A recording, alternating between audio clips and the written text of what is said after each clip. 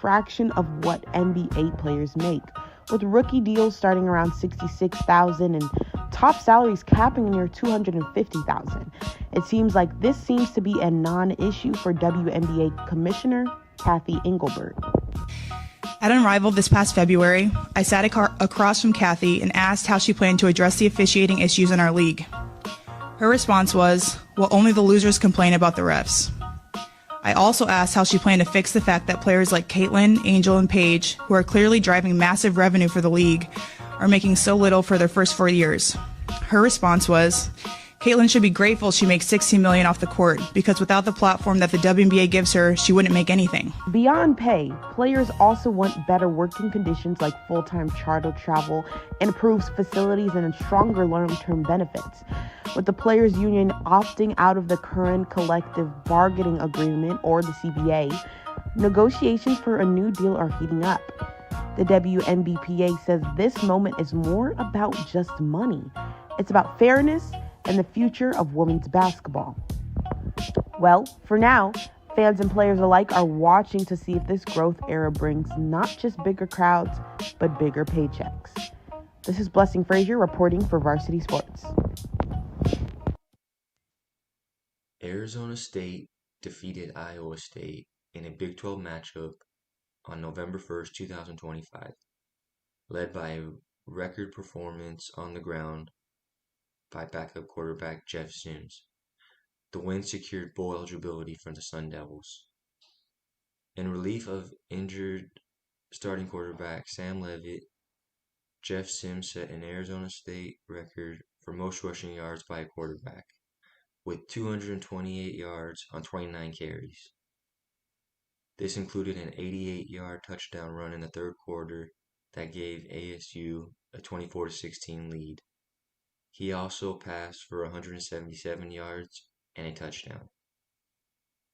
Iowa State had a chance to come back late in the fourth quarter, but the Sun Devils defense made a crucial stop, and that secured the win.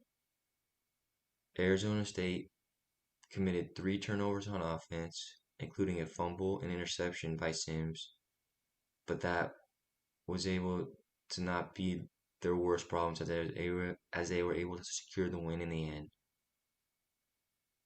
The Arizona State defense stepped up big as they played well all throughout the game, and especially on Iowa State's final drive of the game.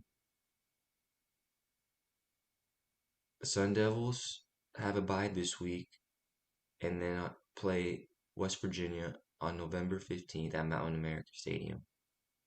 Reporting for the Varsity Sports Show, I'm Ryan Gaylord. Hi everyone, I'm Evelyn Battis with Varsity Sports Show and Cronkite student at ASU. Currently, the Sun Devil women's volleyball team is making quite a name for themselves as they come off of a 12-game win streak with a tough loss to Iowa State on Halloween to close out that win streak. ASU women's volleyball is on an insane run this season with an impressive 18-3 record. Some standout players on the team include Bailey Miller and Naomi Glover.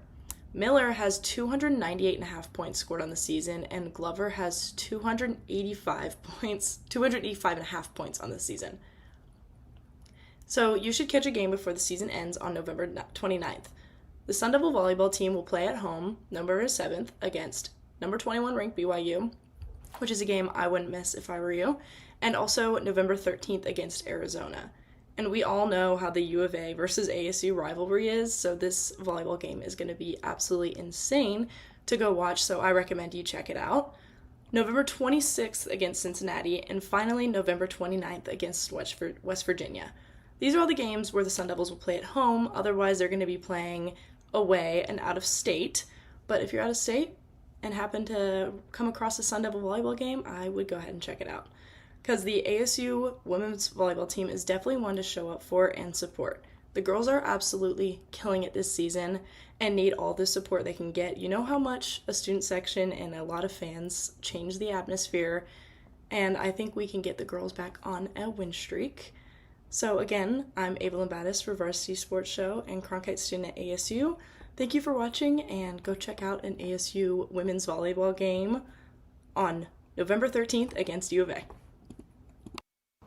Hi, my name is Devin Blankenship. I'm an intern with the Varsity Sports Show, and in today's video I want to talk about how the Big 12 is sneakily one of the most competitive conferences in the country, and Arizona State, although they already have 2 losses in the conference, aren't totally out from being in the championship. When you take a look at the Big 12 conference standings, there are 3 teams that are currently sitting at 4-2 with their conference records. There's also Cincinnati and Texas Tech that are both 5-1, and BYU, who is undefeated. I think the most interesting thing to look at out of all of these teams here is BYU's schedule that they have to finish the season. Taking a look at BYU's schedule, they definitely have the toughest one to end the year in Big 12 conference. They go on the road to Texas Tech. They host TCU, who was ranked at the beginning of the season, so that is definitely not a game to go to sleep on. They go on the road to Cincinnati, who is 5-1 in conference and currently second in Big 12 rankings.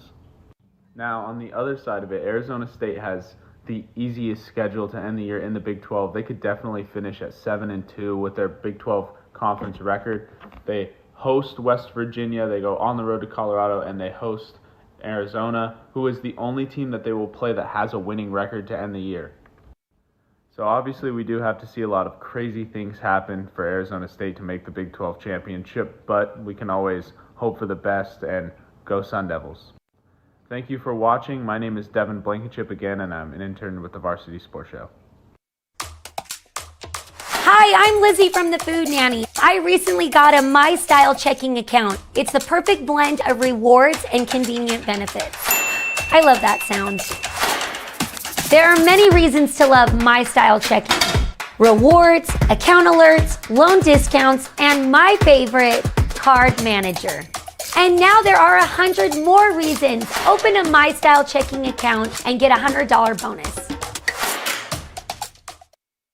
Over the years, you pay your insurance. But the minute you're in a car wreck, the insurance companies treat you like a crook. Don't be bullied by the insurance companies. Get Lerner and Rowe. Lerner and Rowe is the way to go. Call 977-1900. Arizona has spoken. For 6 years in a row, Lerner and Rowe's been voted the best personal injury law firm. When you need experience, integrity, and results, trust Lerner and Rowe. Lerner and Rowe is the way to go. Call 977-1900. It started in the city. It started on a sandlot.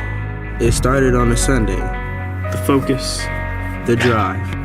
The dream. You knew how it felt. You knew we needed the tools necessary. You knew we needed funds to travel to tournaments. You provided me with the best equipment. You gave me opportunity. Thanks, Coach. Thank you, Coach. Thanks, Coach.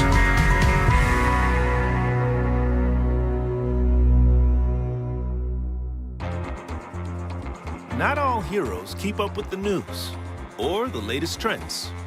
Not all heroes even keep up with the little ones. But all heroes keep up with their everyday health needs. Even during COVID-19, it's as crucial as ever to get checkups, see specialists, and more, so that our whole community stays healthier. That's how to keep up like a hero.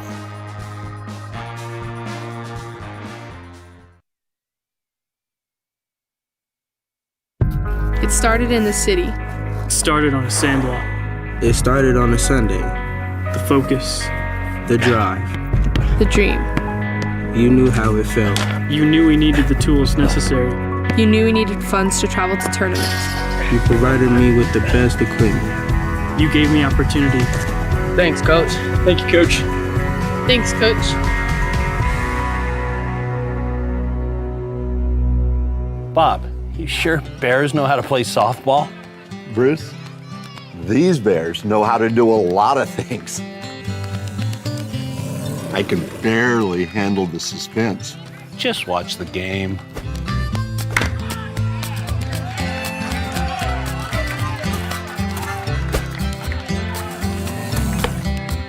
She eats at Black Bear Diner. Good old-fashioned family food, Black Bear Diner.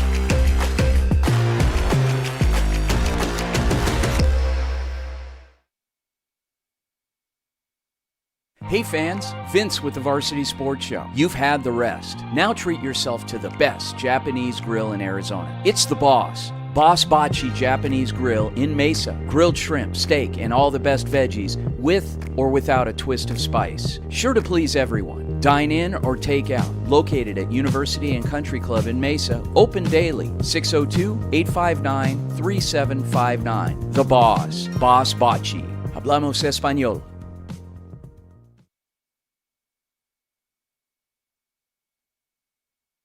Hi everyone, I'm Joshua Ohep, the new field correspondent for Viva Varsity, the new Spanish broadcast of the Varsity Sports Show. Here, we celebrate the passion of the game with you, share exclusive interviews with you, and live every play with you as well.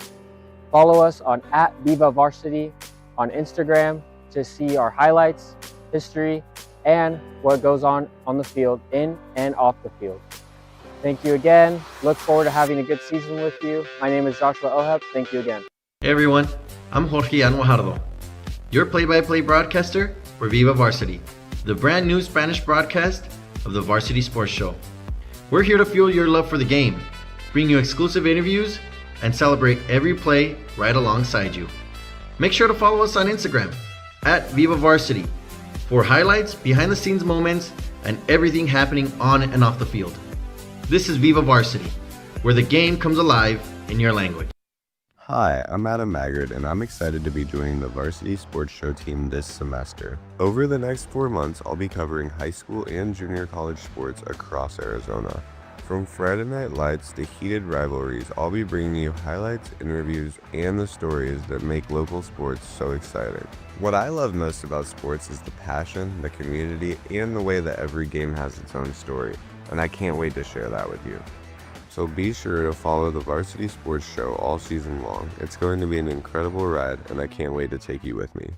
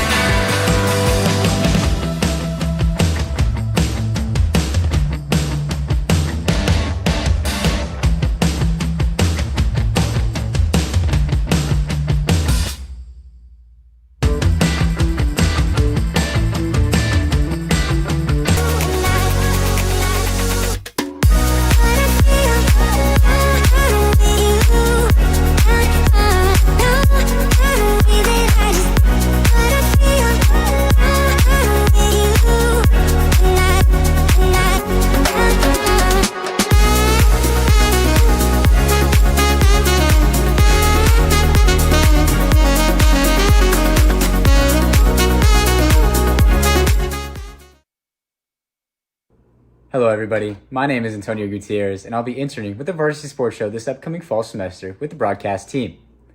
I'm a current rising junior at the Arizona State University Walter Cronkite School of Journalism studying sports journalism. During my 3 years at the Cronkite School, I've been able to cover multiple sports with the Sun Devils, including volleyball, basketball, and baseball this last spring. During my time, I've learned valuable skills both in front and behind the camera, helping expand my passion for the love of sports. I'm very excited to work with my peers this upcoming fall to not only better myself, but help better themselves to become all-around good journalists. Hey guys, Vince here from the Varsity Sports Show. Nothing beats a hometown touchdown, on the field and on the table. Join us at Zips or Goldie's, where families, friends, and teams come together for great food. They make everything fresh, like their hearty burgers or irresistible focaccias. The restaurants are family friendly with a huge menu and plenty of seating. Goldie's Sports Cafe is in Scottsdale at Via Linda and Mountain View Road, and Zips Sports Grill has 14 Valley locations. Come hungry, see you soon at Zips or Goldie's. Overwhelmed by crushing medical bills that keep you up at night? Imagine the heartbreak of delaying care for your family because of sky-high deductibles, copays, and surprise out-of-pocket costs. It's a nightmare no one should face. At Fountain Hills ER and Medical Center, we've partnered with Instinctive Health Pass to deliver Health Pass, your emotional lifeline for true peace of mind. Visit instinctivehealthpass.com today. Sign up to slash costs on unlimited future visits and erase current outstanding bills from using our facilities, saving you thousands in worry-free relief. Hi, my name is Carmen Liberto, and I am a senior at the Cronkite School at Arizona State University, majoring in sports journalism. Over the past few semesters, I've worked on a variety of projects that have strengthened my reporting, storytelling, and on-camera skills.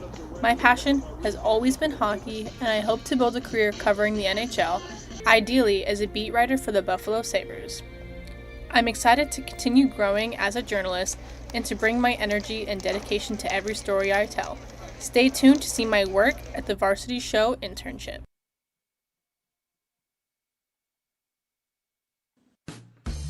APAC is your one-stop source for all your automotive and heavy-duty air conditioning parts, supplies, and equipment. They're family-owned and have been the Valley's go-to for all your auto AC needs since 1982. Whether it's for your everyday or vintage car, commercial, or off-road vehicle or equipment, APAC has you covered. Call APAC, AA-PAK, the AC experts at 602-254-1116 and ask for the Varsity Special to get 10% off your purchase. My name is Dana McDermott, and I'm a junior in the Walter Cronkite School of Journalism and Mass Communications at Arizona State University. I am looking forward to the opportunity to get some hands-on experience and dip my toes into this industry. I've called water polo, softball, and I've broadcasted on the sidelines for high school football and basketball. I'm so excited for what this internship's going to give me. The Angry Crab Shack in Tempe. With an experience so good it remains indescribable, with something for every seafood lover. Try one of their amazing custom seafood boils, sandwiches, appetizers, and salads. Angry Crab Shack Tempe is located east of I-10 on Warner Road, 480-674-3847. The Angry Crab Shack in Tempe. Come ready to eat.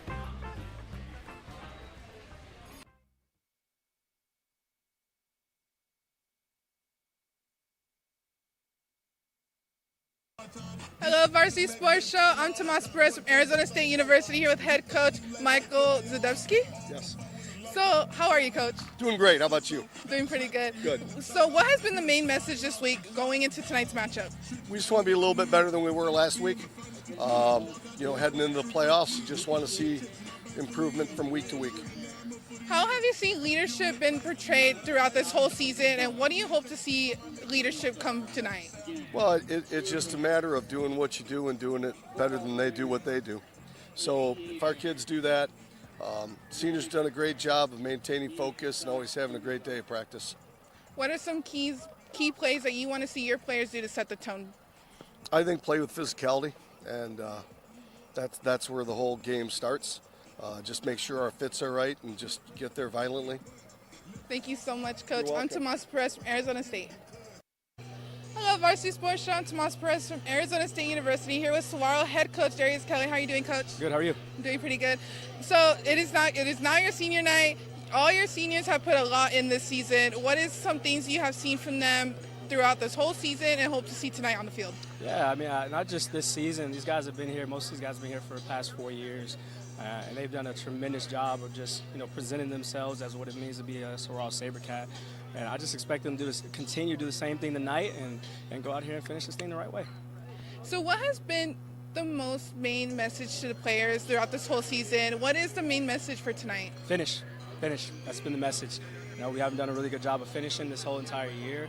And hopefully tonight we can turn that corner and finish this game right, finish the season on the right note. Lastly, what are some special keys that you want to see your players do to set the tone during the first kickoff? Sorry. Absolutely. I mean, I think for us, we just got to make some explosive plays early in the game to get our feet wet and start doing our things so we can matriculate through the game. So if we start the game off strong and take care of business and make some explosive plays, I think we'll be fine. And I think that's for our guys. If they do that, we'll be all right. And I'm excited to see them do that because we worked really hard on it this week, and I'm excited to see him do it. Thank you so much. Good luck tonight. I'm Tomas Perez from Arizona State. And welcome to the Varsity Sports Show, here where we are covering the Saguaro SaberCats versus the Shadow Ridge Stallions. I'm Anissa Reynolds here with my partner, Javier Delgado, and we will be covering tonight's game. So, Javier, how are you feeling about tonight's matchup? Pretty good. We got to hear from both coaches before the game. It's going to be a pretty good game. Both teams are 0-3 in region, so they're both looking for their first region win towards the end of the season, so I expect a good battle out of both teams. Yes, of course. And the Saguaro SaberCats haven't had quite the season that they have wanted. A lot of close games, a lot of not so close games, but they keep showing out, keep trying to progress, keep trying to improve. So we will see how tonight's matchup ends up.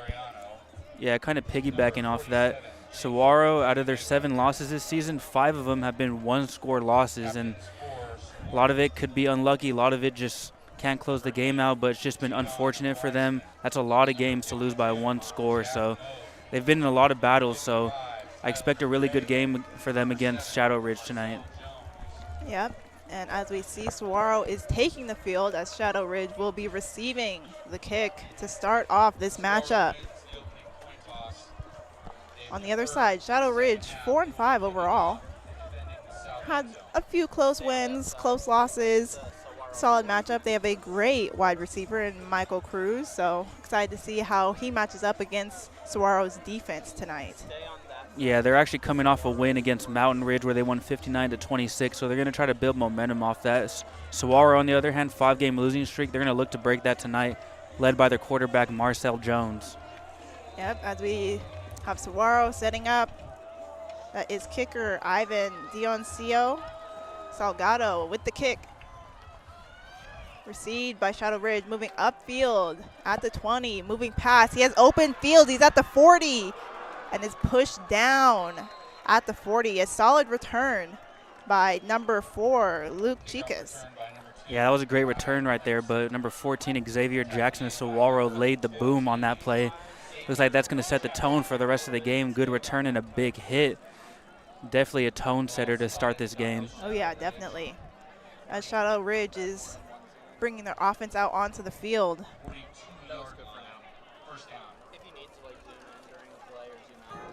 We can expect number 26, Nolan Rao, to lead this offense tonight. The quarterback, their normal starting quarterback, we were told by coach, is out for the game. He unfortunately broke his collarbone, so number 26, Rao, will have the keys to this offense and looks to be the guy tonight for the Stallions. As we see Rao setting up his offense. Running back behind him, receives a snap, handoff to number 22, moving upfield, and he's pushing. He's at the other 40, he's at the 30, and pushed out of bounds just beyond the 30. Solid run. Great job right there. Joel Cooper, the running back, able to find a hole and absolutely just took off right there. Shadow Ridge is already in Saguaro territory. It looks like that kickoff they had already gave him some early momentum, and then Cooper right there just hit the hole, able to, his offensive line led him. Great run right there by Cooper. As Rao setting up the offense yet again. So handoff, moving upfield. He pushes through, brought down. About a 5 or 6 yard gain on the play. And that time it was Michael Cruz on the carry. Good job finding a little room for a decent gain. Yeah, Coach told us tonight Cruz and Cooper were going to be the 2 backs for Shadow Ridge. Looks like they're going to get a lot of time shared in that backfield, so expect to hear Cruz and Cooper a lot for that Stallions offense. Rao set up again. Cooper on his right. Movement behind him. Rao receives a snap. Quick side toss to number 18, but incomplete. That was intended for the running back, Michael Cruz. So like I said, they ran a 2 halfback set right there. Cruz on the left, Cooper on the right. Put Cruz in motion, tried to get the running back a little swing pass and get him to open field. Just can't corral it. A little over his head. Trying to get this offense going for Nolan Rao. Yep, Nolan Rao talking to his guys, his offense, getting them set up for this next play. It'll be 3rd down, 3rd and 4 for the Stallions. Rao has 3 receivers on his right. That'll be a timeout from Shadow Ridge. Yeah, that's an early timeout there. It's a big 3rd down already to start the game. Looks like Coach definitely wants to talk that over and make sure that they have their play and get it in. Could go run, could go pass. 3rd and 4. I mean, what would you do on that play, especially early in the game? I think they should do another handoff. You know, they had a good drive from their running back, Joel Cooper, earlier to get them to this position. Put his hands again, but they do have that stellar wide receiver, like you said. So that sort of combination can definitely set them up for success on this third down.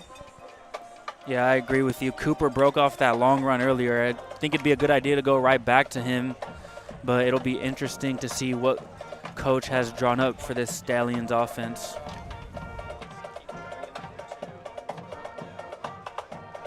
As the Stallions are getting set up yet again, it'll be 3rd and 4 at the 24-yard line. Rao, Cruz in front of him, high snap, able to corral it and drive it himself. Brought down, only a 1-yard gain on the play. Looks like they try to go with a little quarterback power right there. It is worth noting that Nolan Rao is listed as a wide receiver on the roster, but the team lost their starting quarterback, unfortunately, so Rao will be the guy, and looks like they're trying to get him into open field. Like I said, he's listed as a receiver, so very athletic. Try to get him into open field, but could not find any room. Good job by that SaberCats defense swarming Rao on that play. And the Stallions are now going to be attempting a field goal. It'll be a 30-yard attempt. The kick is up. And it is no good. So Saguaro able to push the Stallions 3 and out on that drive. Looks like that was Yusuf Clemens on the attempt. Looked like he had the distance, just a little inaccurate, had the power for it. You know, sometimes in high school ball, it's kind of hard to get those longer field goals, and Clemens just missed out on that. Yep, so Saguaro will be getting the ball at the 20 as they head out with their squad. It'll be Marcel Jones starting it off with his team, the quarterback for the SaberCats. Yeah, Marcel Jones, a dual threat quarterback. Can get it done on the air, through the air, on the ground. Going to be a guy to look out for as he leads the SaberCats offense tonight. Jones set up, receives a snap, fake handoff, thrown to number 11 and brought down. Looks like that'll be enough for a first down for the SaberCats. Great play design right there for the first play for Coach Kelly and the SaberCats. Get the ball out of Jones' hands quick, get it to his receiver out in the flat, and it was able to pick up a new set of downs. Great call there for Saguaro. And that was Braden Strom with the completion. As Jones is back in the pocket. Receives the snap. A handoff to number 2, pushing up field. This brought down after 4 or 5 yards. Ty Strozer, the running back, going to be their main guy in the backfield tonight. 336 yards on the ground this season, 3 touchdowns. You can expect to hear a lot of Strozer, number 2, in the backfield, as he picked up a few yards on that play. Yeah, Strozer already showing how quick he can be on the field. Jones setting up his offense. Strozer on his right. Receives the snap, scrambling to his right, pushes upfield and drives through a pile of Stallions. And that looks like it'll be close to a first down. Yeah, that was a good run by Jones. Looked like that was a designed quarterback run right there. Marcel Jones, worth noting, 521 rushing yards on the season, which does lead the team as the starting quarterback. Also 7 touchdowns on the ground, so he is a dual threat quarterback, could do it all. Expect to see a lot of quarterback run designs tonight. And that was enough for a SaberCat first down as Jones gets his offense set up. Receives the snap, fakes a handoff, back in the pocket, scrambling, and he's moving upfield, breaks a few tackles, and is brought down around midfield. About a 8-yard gain on the play. Yeah, that was some beautiful pocket awareness right there by Jones, a guy coming off the edge untouched. Jones saw him immediately and scrambled. Instead of taking a sack, he was able to see that and able to pick up some positive yardage as the SaberCats offense continues to move the ball down the field. Yeah, moving with some great tempo so far at SaberCats. Jones set up with Strozer on his left. Jones receives a snap, handoff to Strozier, tries to push through the middle, is immediately brought down. Couldn't get through that wall of Stallions. Yeah, Strozer tried to go right up the gut, but to his dismay, not much room as that Shadow Ridge defensive line was able to find some great penetration and just get through the middle. It's going to bring up about a 3rd and 5 on this play as Jones awaits the signal from his coaches on the sideline. Yep, Jones headed back over. Strozier on his left. 3 receivers on his right. Jones set up. Receives the snap, back in the pocket. He got time. He's looking downfield at number 17. He had a guy, but he was just out of bounds. That'll be incomplete for the SaberCats. Intended receiver right there, Tristan Armstrong. Jones had him right there, but it looks like Armstrong ran out of room on the sideline to get both feet in, and that'll bring up a 4th down for the SaberCats. And it looks like a line change as the special teams unit may be prepared to punt it, and that's exactly what they are in formation to do. Yeah, SaberCats had a solid run there to start their possession, just couldn't quite get past the halfway point. Looks like Coach Kelly wants to play the field position game as it is a 4th and medium at around midfield, but does not want to risk turning the ball over. Punt is up. And Cruz will let it bounce. And it'll be secured around the 8. So good by the SaberCats special teams unit. Able to push the Stallions back. Beautiful punt by the SaberCats, pinning the Stallions inside their own 10-yard line. And you can imagine that's probably why Coach Kelly decided to punt right there instead of go for it. Able to play field position and make Shadow Ridge work on their next offensive possession. Yep, as it seems to be, we might be doing a re-kick of some sort.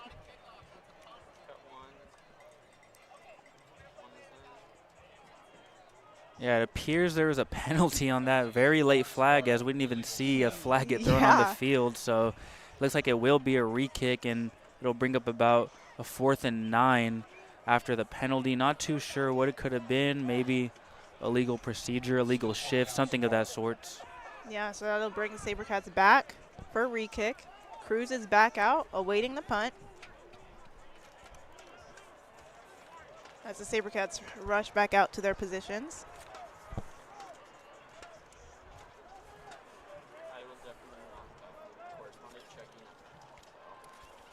Wide snap. Kick is up. Cruz is going to catch this one. Tries to run, but is still immediately brought down. Around the 13. Immediately clobbered right there. That was Kydell Stone, the defensive back, gunning down the field, and he was all over that coverage. Appears he didn't get any yards on that return. A great job by Stone, absolutely chasing him down and stoning him. Yeah, I mean, SaberCats pretty much got them back to where that original punt ended up. Yeah, still a very good punt by the SaberCats, and they're still able to make the Stallions have to work for this next offensive possession. Going to have to go almost 80 yards down the field to score. Rao is back out there with the Stallions. Handoff, pushing up the middle, but is immediately met by SaberCats. Looks like that was right back to Joel Cooper, the running back. But yeah, the SaberCats defensive line right there stymied him, not much room to go. Yeah, Stallions trying to stick with their run game early in this game so far. Had a few success, but nothing on the board yet to prove that to be. Rao back in the pocket. Receives a snap. Scrambling a little bit, had some early pressure. He's gonna be pushed and did a little shuttle pass to number 6, who was able to secure it and get beyond the first down line. They'll be down at the 30, it seems. Brody Lara, the receiver right there, able to snag that. That was a good job by Rao. It looks like the play was broken. He continued to scramble almost towards the sideline and was able to get that off. You know, just a beautiful play, especially by a guy who hasn't played as much QB this season, listed as a receiver, but that athleticism is going to allow him to scramble out the pocket and make plays like that tonight. Going to allow him to extend plays, and looks like it'll bring up a new set of downs for the Stallions offense. Rao set up. Receives the snap. High snap. And a handoff. And Cooper is immediately brought down. Yeah, this time absolutely nowhere, and that was Braden Strom on the tackle. Mentioned his name earlier on offense when he got that catch, so it looks like he's going to be doing it all tonight. Going to be a key guy for that defense. As Strom, he has 5.5 sacks on the season, which is second on the team, 32 tackles, 6 tackles for loss. Going to be one of their key guys and leaders on that SaberCats defense. It'll be 2nd and 12 for the Stallions as Rao gets his guys set up on the line. Receives a snap, handoff, moving up the middle, and is immediately squandered. Might have been a 2-yard gain on the play. Yeah, just nowhere to go, and you can imagine since the Stallions don't have their starting quarterback tonight, you could imagine that they're going to want to do a lot of runs, going to want to try to get Rao going, trying to get this offensive tempo going. Coming into this game, Rao has only completed 14 passes on 20 attempts with 161 passing yards and 1 touchdown, so he has not been their primary quarterback. Going to be a lot of runs you see for the Stallions as they try to get Rao and this offensive tempo going throughout the night. Rao receives snap, moving back, some pressure. Able to find Cruz, but is brought down. SaberCats putting some pressure onto Rao tonight. Yeah, right there. Tried to set up the halfback screen to Michael Cruz, but the SaberCats were all over that. Looks like they read the screen and was able just to clamp that as the Stallions tried to go and hurry up, and SaberCats had a few guys trying to run off the field, so it looks like the SaberCats called a timeout to avoid 12 men on the field penalty. And with that timeout, we will be right back after this quick break. Hi, I'm Lizzie from the Food Nanny. I recently got a My Style checking account. It's the perfect blend of rewards and convenient benefits. I love that sound. There are many reasons to love My Style checking. Rewards, account alerts, loan discounts, and my favorite, card manager. And now there are 100 more reasons. Open a My Style checking account and get a $100 bonus. And welcome back to the Varsity Sports Show, covering the Saguaro SaberCats against the Shadow Ridge Stallions. I'm Anissa Reynolds here with my partner, Javier Delgado. And we are covering tonight's game. There are 3 minutes and 50 seconds left of this first quarter. Score is 0-0 as both teams have been pretty solid defensively, putting in stops. Yeah, like they say, defense wins championships, so we're going to see a lot of defense from both teams tonight. Looks like both offenses continue to find their rhythm as looks like a quick line change for the Stallions after lining up their offense on 4th down. It looks like they're going to get into their punt formation. Yep, receives a high snap for the punt. Able to get the punt off, though. As Saguaro lets it bounce, and he does pick it up, and he's going to run it. Trying to push forward, but is stopped just shy of the 30-yard line. Tristan Armstrong with the recovery on that. Took a bounce, and he bounced off a few defenders, but the Stallions were able to locate that ball, find him, and not much room for Armstrong, but good job by him just getting that ball off the bounce. Yeah, so the SaberCats will have a pretty solid field position to start their second possession of this game. 3 minutes and 36 seconds left of the first quarter.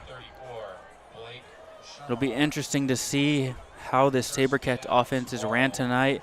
Looks like we already have a QB change. Yep. For the SaberCats. It's going to be number 10, Ashton Pinnell. You can expect to see both quarterbacks as they rotate their quarterbacks often for the Saguaro offense. Yep, as Pinnell receives a snap. Handoff to Strozier, pushes up the middle and is brought down. 2-yard gain.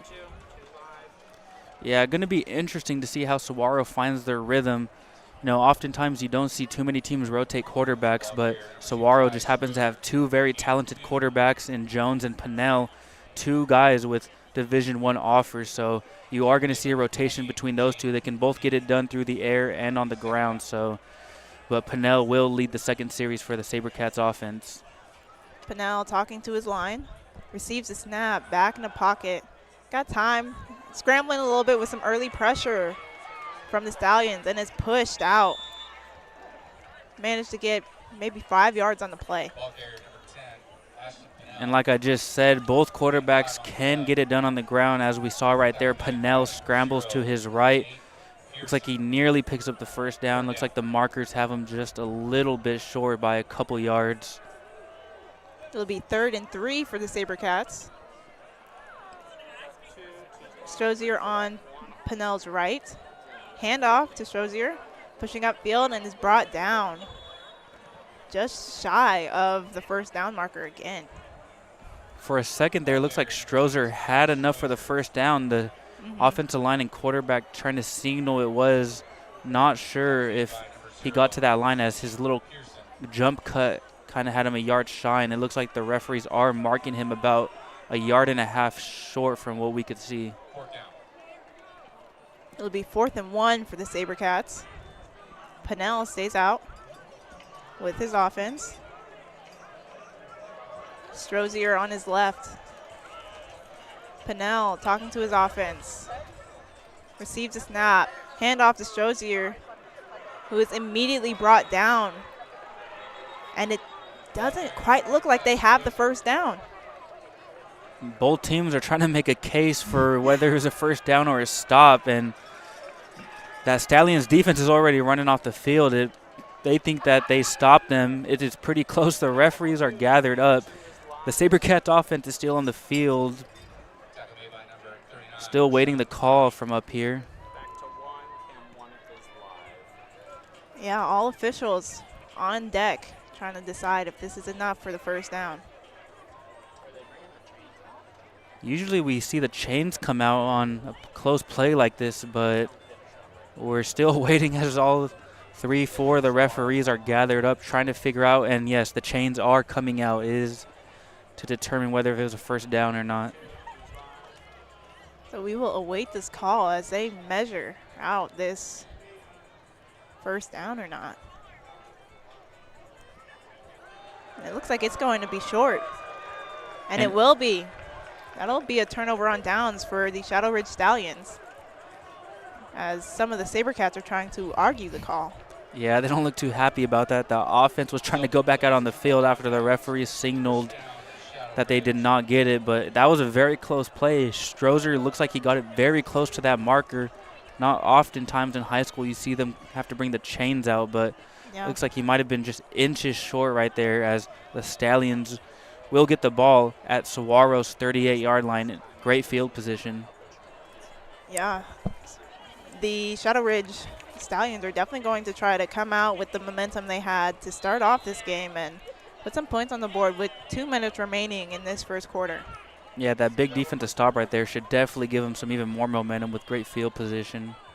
Rao receives a snap, back in the pocket, going up, and he has a guy, and that is Cruz pushing his way into the end zone. That'll be a touchdown for Shadow Ridge.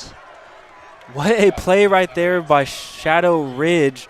It looked like there was a guy right there for Saguaro to intercept it, and just a beautiful ball placement right there by Rao, and that was to his running back, Michael Cruz. Does lead the team in receiving yards, so huge factor for this offense. And right there, you just see he comes up, hauls it down, and takes it into the end zone. Stallions build off that big stop and strike first on the scoreboard tonight. Yeah, I definitely thought Saguaro had a chance of intercepting that ball. Couldn't quite get it as Shadow Ridge is attempting the extra point, and the kick is up. And it's good. So Shadow Ridge will be up with 1 minute and 52 seconds remaining in this quarter, 7-0. We will be right back after this break.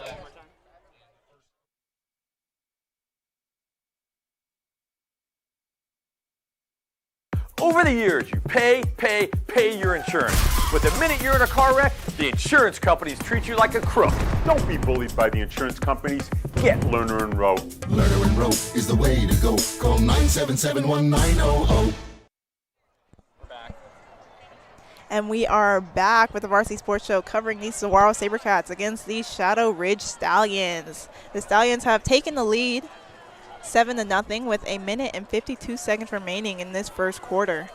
What have you seen so far, Javier, from both sides? I mean, Shadow Ridge seems to have all the momentum right now. That huge stop in Saguaro territory kind of led to that touchdown.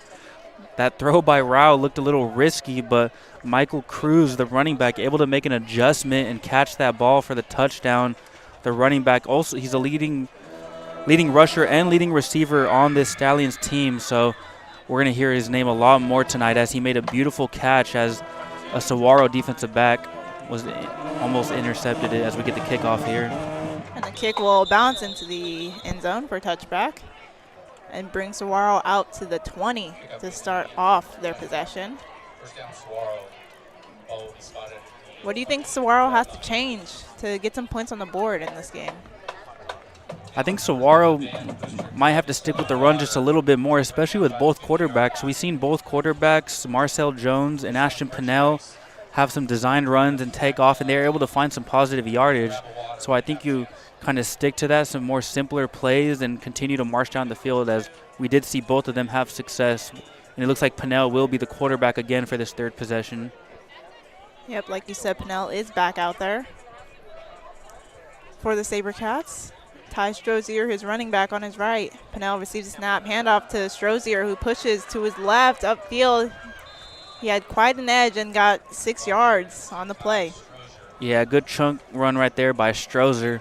And I think if they can get Strozier going and picking up more chunk yards, I think that opens up the playbook more, especially for more designed quarterback runs, as they have two dual-threat quarterbacks who can get it done on the ground. So if Strozier can get going, I think both quarterbacks will have an opened-up playbook for more designed runs. Pinnell setting up his offense. 3 receivers on his right. Strozier on his scrambling to his right. Has some pressure from the Stallions, trying to find an open man. And he found one in number 3 down the sideline and runs out just shy of midfield. The junior Quentin Sims open right there. What a play right there by Pinnell. It looks like he almost had no more room left as he was running towards that sideline with the guy right in his face, and he throws an absolute dime to Sims, the junior, who was able to corral that. Sims, 270 yards and 3 touchdowns in the season. Going to see more of him tonight, but what a job by Pinnell just to get that ball off with the guy all in his face. Pinnell setting up his offense. That'll be Xavier Jackson, the running back, on his right. Handoff to Jackson, pushing upfield. Immediately squashed by the Stallions' defensive line. But yeah, going back to that last play, that was very impressive by Pinnell getting that ball off. It looks like he was about to get sacked or just throw that ball away, as the linebacker Matthew Bourne on Shadow Ridge had pressure all on Pinnell, but he was able to hit his guy, but not much on the run right there. It'll bring up about a 2nd and 9 as he got about a yard on that play. Pinnell setting up his offense. Jackson on his right. It'll be 2nd and 10 for the SaberCats. Pinnell receives a snap, back in the pocket. Some pressure, has a guy in number 8 who manages to corral the throw and is out of the sideline at the 25-yard line. The senior Jaden Wiseman makes a great catch. Great concentration right there. It looked like he bobbled it just a bit going towards that sideline, but made sure to corral that pass in and keep his feet in. And Pinnell and his offense is starting to drive down this field and gain some momentum. Pinnell receives the snap. Quick side toss to his left and is brought down. And that's 5-yard gain on the play. Right back to Wiseman right there, who just had that big catch. Looks like they want to try to get Wiseman into open field and create some plays for him and get this offense rolling. 30 seconds remaining in this quarter. Saguaro is nearing their end zone. Pinnell looking toward the sideline for the play call. Talking to his running back, Xavier Jackson. It'll be 2nd and 4 for the SaberCats. Movement behind Pinnell. Pinnell receives a snap. Back in the pocket. Immediate pressure. Thrown to number 17 and is brought down. Yeah, like you said, immediate pressure right there. He gets it to the only guy he can in the flat. It was Tristan Armstrong. But number 4, Luke Cheekus, absolutely stymied him right there. Not much open field for Armstrong, and just a better job by Cheekus taking him down. as it looks like the time in the first quarter will continue to tick down, and that was the last play of the first quarter. So at the end of the first quarter, the Shadow Ridge Stallions are leading 7-0 as Saguaro has the ball on their around their 20-yard line. They're having a lot of success, Saguaro is, in this possession right now. Yeah, I think a lot of that has to do with quarterback Ashton Pinnell. He's made a few passes on this drive, absolute dimes, and able to get them some momentum. If I was Coach Darius Kelly, honestly, I don't know what he does with both of these quarterbacks. It's going to be hard to rotate both of them when they're both playing really good. And we are getting input from our field correspondent, Tomasa Perez. She has something to say. But while we wait, I do agree with your point. The quarterback, Pinnell, has been doing astounding as of right now. And we will send it down to our field correspondent. The Varsity Sports Show. It is the end of the first quarter. The score is 7-0 with Shadow Ridge in the lead.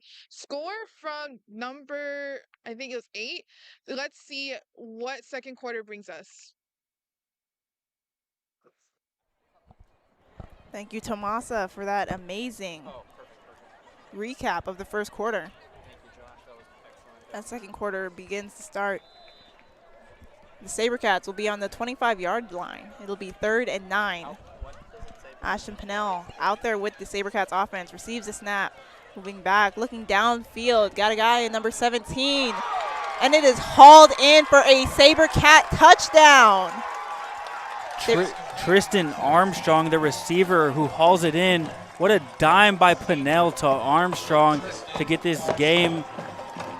First touchdown for the SaberCats to get this game to 6-7.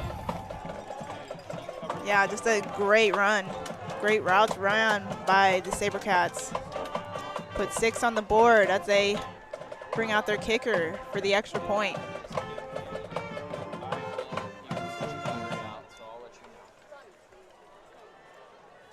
Receive the snap, kick is up, and it'll be good. So through all of that, it'll be 7-7, tied for Saguaro and Shadow Ridge. Yeah, and like we were talking about, Ashton Pinnell was the key guy on that drive, and to open up the second quarter, just drops back and throws an absolute dime to Armstrong. And that was also a great job by Armstrong. Great concentration as the DB played that ball in the air, but Armstrong came down with it, able to hold possession all the way into the ground. Beautiful drive by the SaberCats, and they got some more momentum back. And like I mentioned earlier, it's going to be difficult for Coach Kelly as he has 2 talented quarterbacks, how he determines which one goes out for what possession. But looks like Pinnell has the hot hand right now for the SaberCats offense. As the SaberCats send out their special teams unit for this kickoff.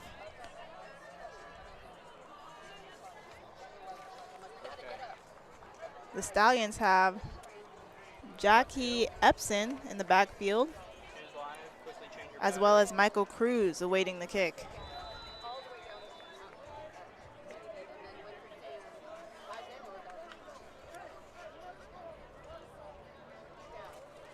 SaberCats setting up. And the kick is up. It'll be Upkey with the receiving the ball, pushing upfield, not quite brought down yet, and he'll get beyond the 35. A solid return by Epson. Yeah, Ja'Kai Epson right there. Looks like he was almost down around the 25-yard line. Then if you blink, open your eyes, he's at 35, able to bounce off some tackles and get a great return. It looks like the Stallions have had a few good returns today to set them up with some great field position. So great job by that Shadow Ridge special units today, making some things happen, giving their offense good field position to work with, as Nolan Rao in the offense will be back out for the Stallions. Nolan Rao setting up his offense, receives a snap, fakes a handoff, rolling to his left, has a man, just fumbles the ball. Would have been a completion and a first down. Yeah, it looks like Rao had 2 guys open on that play, hits the guy at the first down chain, just can't corral the pass. And with that, we will go down to our field correspondent. Welcome back. Touchdown for Saguaro by number 17, Tristan Armstrong. The score is now tied 7-7. It is 11:37 left on the clock. Let's see what goes on. Thank you, Tomasa Perez, with that recap of that amazing touchdown from Saguaro. As Nolan Rao gets his offense set up on the line. Receives a snap, handoff to Cruz, pushing upfield, has a few blockers. Managed to push the pile and gain 2 yards on the play. Yeah, not much running room right there for Cruz, who caught the touchdown earlier. Could expect a lot from him tonight, but great job by that Saguaro defense, able to find some penetration and able to get to Cruz. Nolan Rao looking towards his coach on the sideline, getting the play call and talking to his guys about it.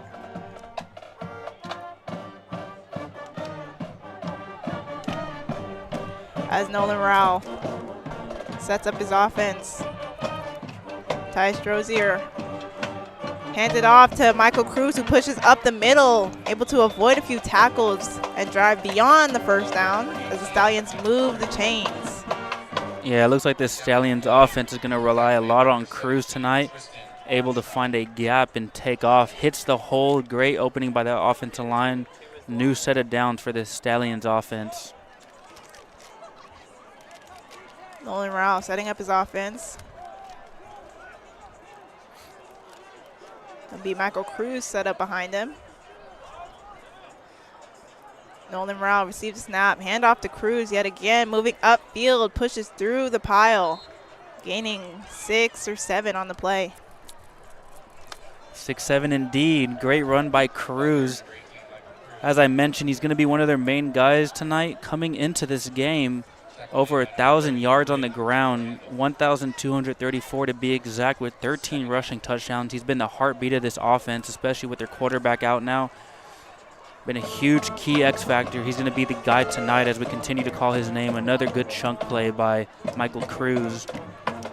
Nolan Rao receives a snap, handoff to Cruz yet again, immediately met by Saguaro, number 22. Jesse Martinez, the linebacker, just came flying from his spot and absolutely just stymied Cruz. Looks like Saguaro knows what's coming. Looks like they know Cruz is going to be getting the ball a lot tonight. And just a great job right there by Martinez, just absolutely finding him right through the hole. It'll be 3rd and 9 for the Shadow Ridge Stallions as Nolan Rao gives his team the play call and sets up his offense. It'll be Joel Cooper on his left. And I believe a timeout has been called by the Shadow Ridge head coach. So with that timeout, we will head to a quick break. Tune back in on the Varsity Sports Show. Arizona has spoken. For 6 years in a row, Lerner & Rowe's been voted the best personal injury law firm. When you need experience, integrity, and results, trust Lerner & Rowe. Lerner & Rowe is the way to go. Call 977-1900.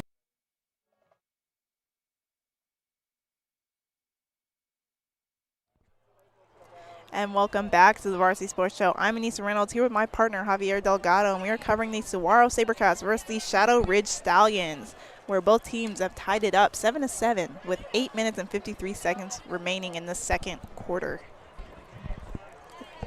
Stallions have the ball at their 48 yard line. Could imagine a pass is coming on about 3rd and 9. Nolan Rao receives a snap, looking downfield, has to scramble from some pressure, and he's going long, trying to find a man deep, and it's overthrown. Intended for Ty Strozier.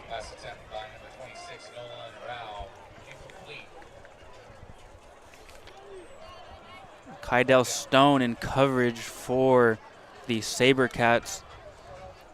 Great job by Stone locating the ball. Looks like Rao had someone for a moment, but just lost him. But better coverage by Stone.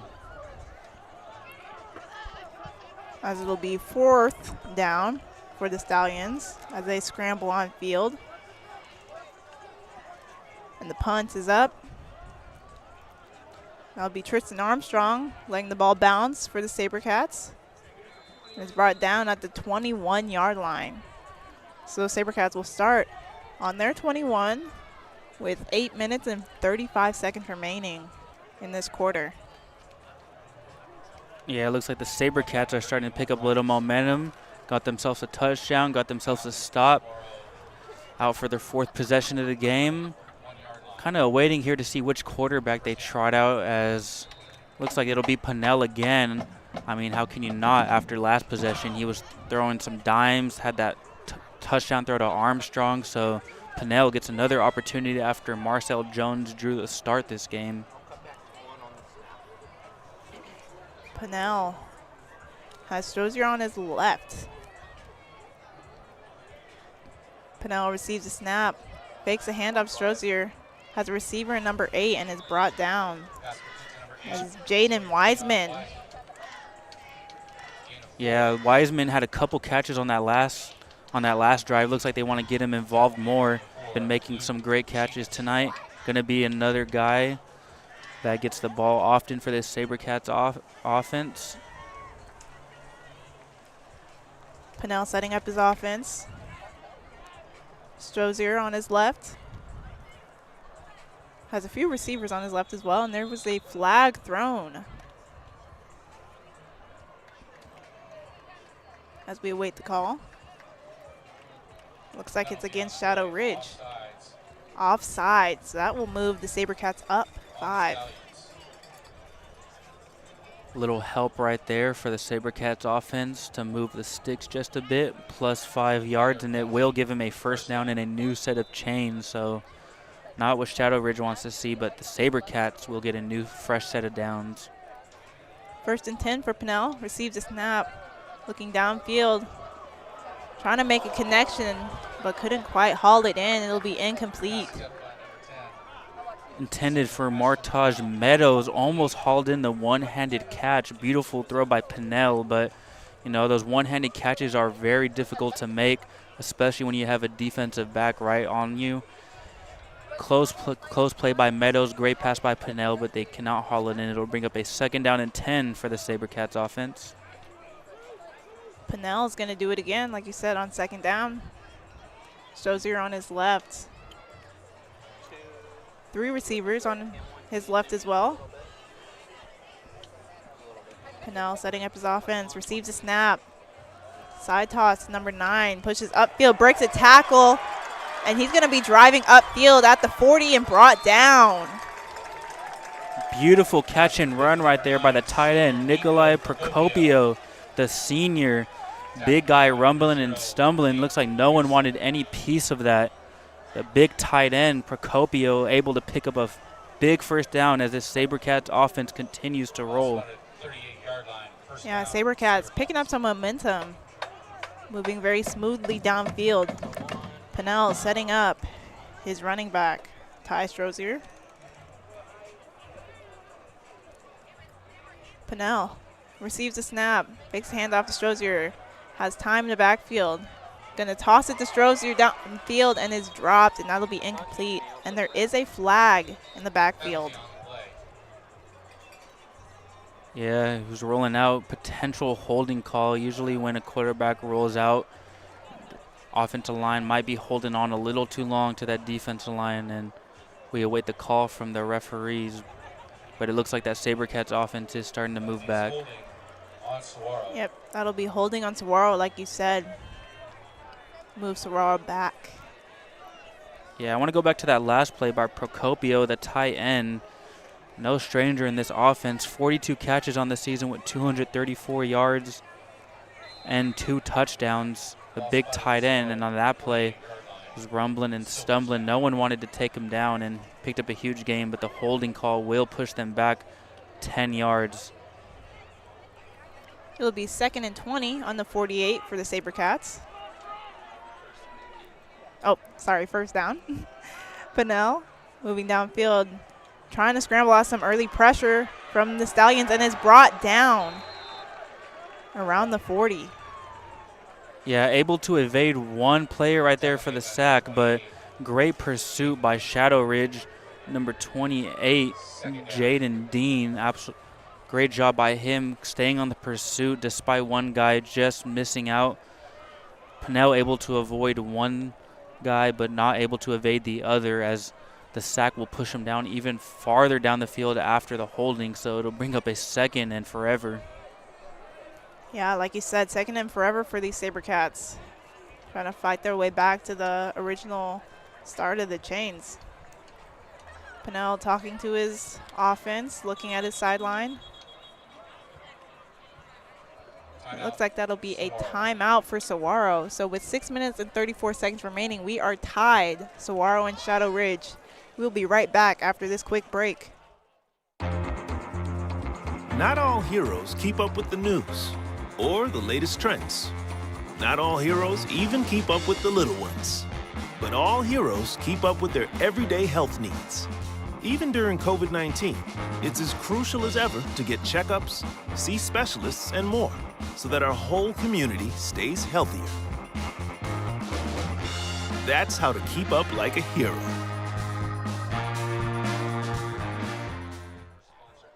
And welcome back to the Varsity Sports Show, covering the Saguaro SaberCats against the Shadow Ridge Stallions, where both teams are knotted up at 7 with 6 minutes and 34 seconds remaining in the second quarter. I'm Anissa Reynolds with my partner, Javier Delgado. Javier, what are you seeing so far? Yeah, it's been a battle between both teams. Like you said, 7-7 tied up. I think it's going to come down to which defense will make the play at the end of the game, as it appears that's what it's been so far. But Saguaro going to have a tough task on this drive, as it's a 2nd and 30, as the holding and the sack pushed them back pretty far. So adversity on this drive for the SaberCats. Pinnell receives a snap, moving back.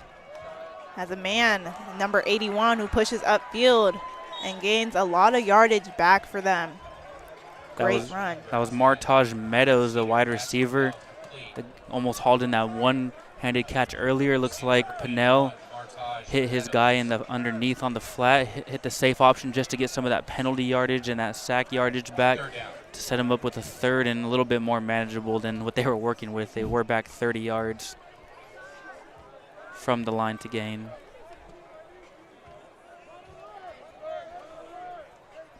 As it is a 3rd and long, Pinnell setting up his offense. Pinnell receives the snap, back in the pocket, has a man in Ty Strozier trying to push upfield, and is pushed out of bounds, short of the first down line.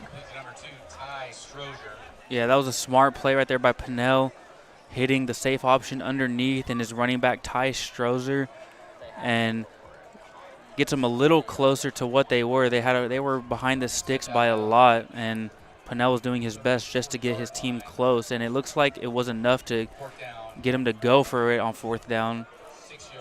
So just a good job by that SaberCats offense just to set up a more manageable set of on 4th down to deal with. It'll be 4th and 6 for the SaberCats, as Pinnell is still out there. SaberCats will take their final time out. Yeah, interesting decision right there. It appears that Coach Kelly does not want to mess up this play call, as it is an important 4th down, as SaberCats are trying to take the lead here as it's tied here in Scottsdale, Arizona. With that, we will take a quick break following this timeout. It started in the city. It started on a sandlot. It started on a Sunday. The focus. The drive. The dream. You knew how it felt. You knew we needed the tools necessary. You knew we needed funds to travel to tournaments. You provided me with the best equipment. You gave me opportunity. Thanks, Coach. Thank you, Coach. Thanks, Coach.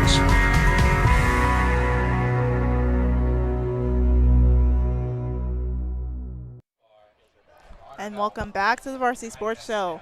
Saguaro is going to be going for it, 4th and 6. Game is tied up 7-7 with 6 minutes and 18 seconds remaining in this half. This time the SaberCats have running back Brig Randall in the backfield. Haven't seen him out tonight. Pinnell trying to get some early movement from the Stallions. Pinnell looking at both sidelines. receives the snap, moving back, has some early pressure going downfield, trying to get a man in number 3. A penalty flag is thrown.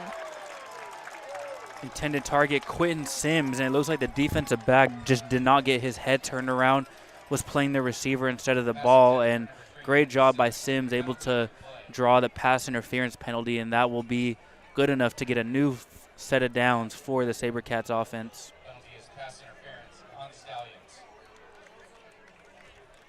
Yeah, like you said, pass interference, so SaberCats will receive a new set of downs. Yeah, oftentimes when the defensive back cannot get his head turned around, they often just kind of tackle the receiver mid-air, and a lot of those times we do see a pass interference penalty get called, and that's exactly what happened as Sims tried to make a play on the ball but tackled mid-air, drawing the pass interference for the SaberCats. It's be 1st and 10 on the 19 for the SaberCats. Pinnell handoff to Brig Randall, who pushes upfield and is brought down around 3-yard gain. Yeah, the junior Randall trying to find some room, but not much. Going to be one of the guys that kind of see as a change of pace back for the SaberCats. Randall, the 5'10", 185-pound junior, trying to use all 185 pounds of that frame right there to find some room, but just a good job by the Stallions defense. Pinnell receives the ball, fakes a handoff to Randall and throws to his left, has a man and is brought down around the 5. That was Braden Strom with the completion. Great play right there by Strom, and that was a great play call for the SaberCats. Looked like a little RPO, some run-pass option. Decides to bypass the run, gets it to Strom in open field, and he makes a great play, run after catch, as the big guy picks up a first down as the SaberCats continue to move down the field. SaberCats will now be on the 6 as Pinnell sets up his offense. Pinnell receives a snap, handoff, fakes a handoff to Randall and has a guy. Quentin Sims in the end zone. That'll be a SaberCat touchdown. Looks like just a quick slant right there to Sims, able to create some separation, and he's in for 6. Sims was the guy who drew the PI to get the new set of downs, and he's the guy to finish off the drive for the SaberCats as they take their first lead on the night. Quentin Sims, the junior, gets his 4th receiving touchdown on the season as the SaberCats will line up for the PAT. Yeah, setting up for the extra point.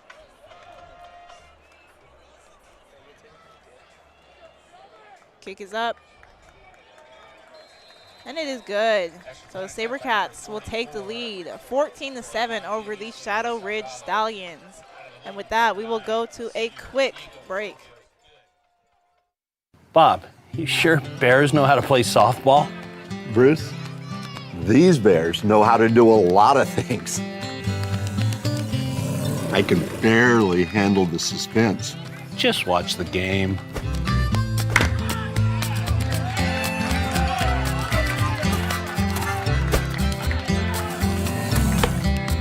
She eats at Black Bear Diner. Good old-fashioned family food, Black Bear Diner. And welcome back to the Varsity Sports Show. We have 4 minutes and 59 seconds remaining in this quarter, and we will be going downfield to our field correspondent to hear what she has to say. Another touchdown for Saguaro, number 3, Quentin Sims. The score is now 14-7 for the SaberCats. Let's see what the second quarter brings. Thank you, Tomasa Perez. As Cruz has received the kick and is driving upfield, avoiding a lot of blocks, and is brought down at the 32. Solid return for Cruz. Yeah, so a game where the Stallions started off with all the momentum. Looks like that momentum has shifted towards the home team. Saguaro SaberCats take a 14-7 lead. A lot of momentum for them, as looks like we have a penalty on the kickoff. Yeah, I couldn't quite see what that was. Officials are talking about it.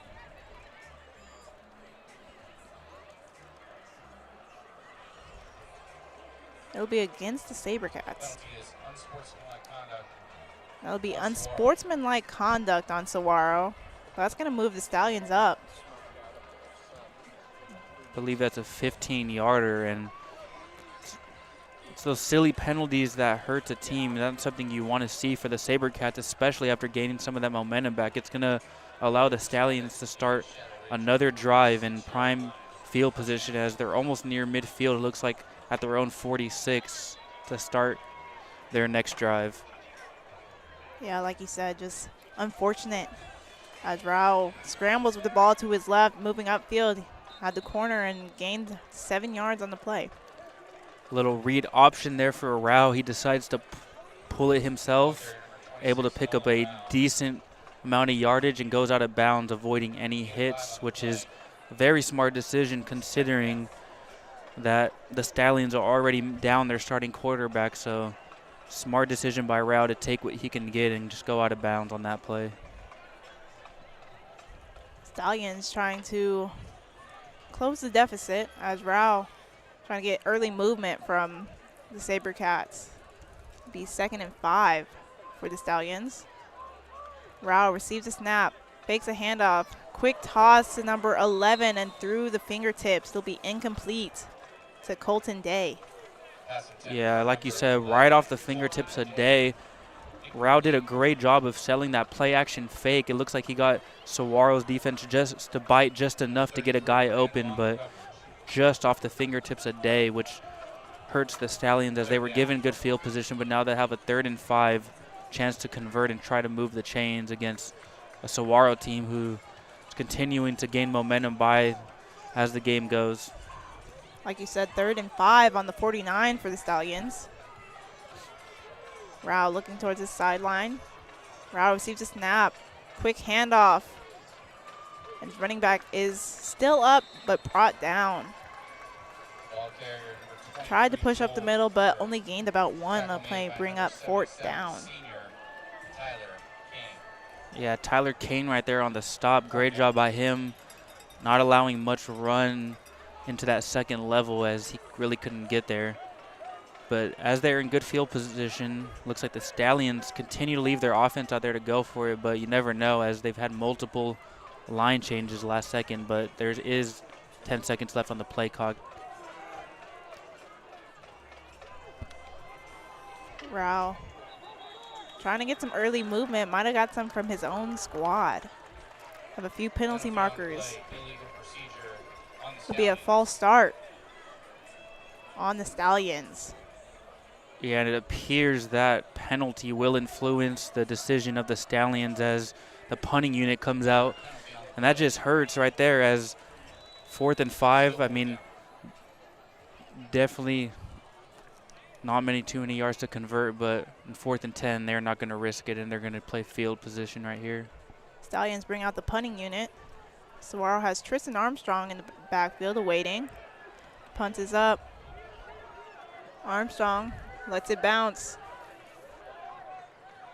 Takes a Stallions bounce and rolls out around the 12. Yeah, Ryan Seymour, the punter, barely got that off. He sprinted out to his right with some SaberCats pressure and just was able to get the boot off for a decent punt for what it was worth. Yeah, so the SaberCats will start at the 12 with 3 minutes and 29 seconds remaining. They're leading 14-7. And it looks like Coach Kelly will stick with Ashton Pinnell at quarterback. Worth mentioning, Marcel Jones did start the game for the SaberCats, but he only played the opening drive, and since then Pinnell has taken over the keys, and he's thrown 2 beautiful touchdowns, so you can imagine they might just stick with him for the time being. Pinnell receives a snap, fakes a handoff, scrambles to his right, looking to his right, has a man, number 17, and is pushed out bounds. Tristan Armstrong with the completion.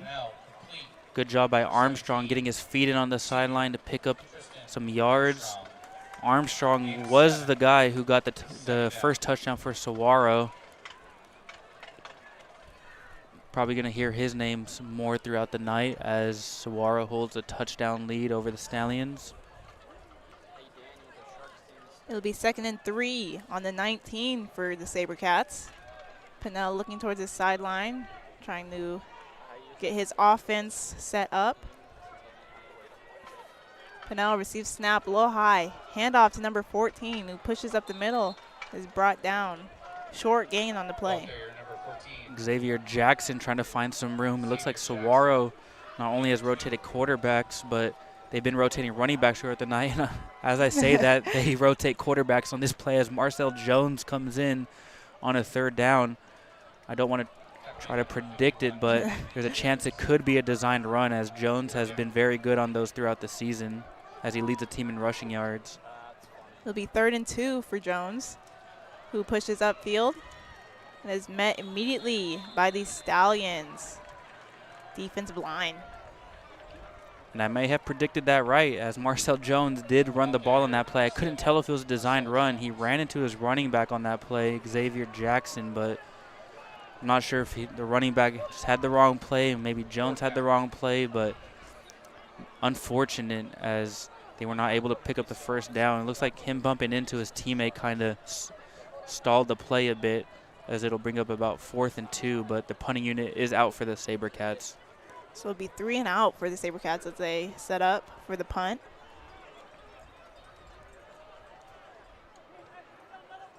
Snap is a little low, manages to get the punt off. Bounces around midfield and ends up around the 43-yard line. So the Shadow Ridge Stallions have 2 minutes and 9 seconds remaining in this half to score a touchdown and tie it back up with the Saguaro SaberCats. Yeah, and it's an opportunity right here for Nolan Rao and this offense to run the 2-minute drill. They're giving good field position once again. They haven't been able to do much with it as of late because of this stymieing SaberCats defense, but a chance for Rao to run that 2-minute drill, try to tie this game up, as he has plenty of time and great field position for the Stallions offense. But like I said, that SaberCats defense has looked good, especially on the last few drives since they let up the opening touchdown. Nolan Rao talking to his offensive line, trying to get everybody on the same page. He'll be set up on the 43-yard line. Rao receives a snap. Quick side toss to number 19, who drives upfield and is brought down. That was Luke Pearson with the completion and the 4-yard gain. Yeah, trying to get a quick pass to Pearson, the sophomore, 6'3", 194. Try to use all of that frame to try to gain some additional yardage as the clock continues to run. Rao receives a snap. Has a guy, number 19, pushed down. And that'll definitely be enough for a Stallions first down. Brought down around the 40. Yeah, and Rao goes right back to Pearson as the Stallions offense continue to find a little momentum. First down. As Rao gives his team the play call. Rao setting up his offense. Cruz on his right. Receives a snap. Has to scramble a little bit. Tries to drive up the middle and is brought down by number 11 of the SaberCats. That was Braden Strom. Yeah, it looks like Rao had an opening for about half a second, and then the SaberCats defense just closed in on him, not many yardage. The clock continues to tick as we're under a minute, as this Stallions offense continues to try to tie the game. Rao with snap, looking downfield. And that'll be intercepted by the SaberCats downfield.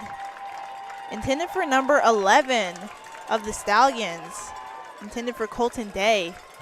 Instead, intercepted by Choice Price of the SaberCats.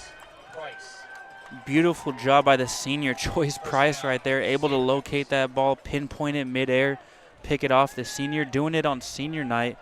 Is senior night here at Saguaro, so that's probably an amazing thing for him and his family, especially as a DB. They don't get as many opportunities for interceptions, so great job there by Price, as Saguaro will have 43 seconds to try to score. Not too sure if they're going to want to. They are up a touchdown, backed up into their own territory, but Pennell is the quarterback back out for the SaberCats offense. Pennell setting up his offense on the 8. as like you said, they have 43 seconds remaining. Have to be very efficient with the time remaining in this half. Pinnell, handoff to Ty Strozer, who goes up, pushing the pile, able to gain 3 on the play. Yeah, and based off that play call, it looks like Coach Kelly is going to be content with sitting on his lead, as there's not much urgency for the Saguaro offense. And I don't blame him. I mean, they're up 1 score, and they've had 5 one-score losses this season, so I could imagine they want to sit on their lead going into halftime and just be happy with that. And it looks like that's exactly what's going to happen as the offense is going towards the sideline as the time continues to tick down.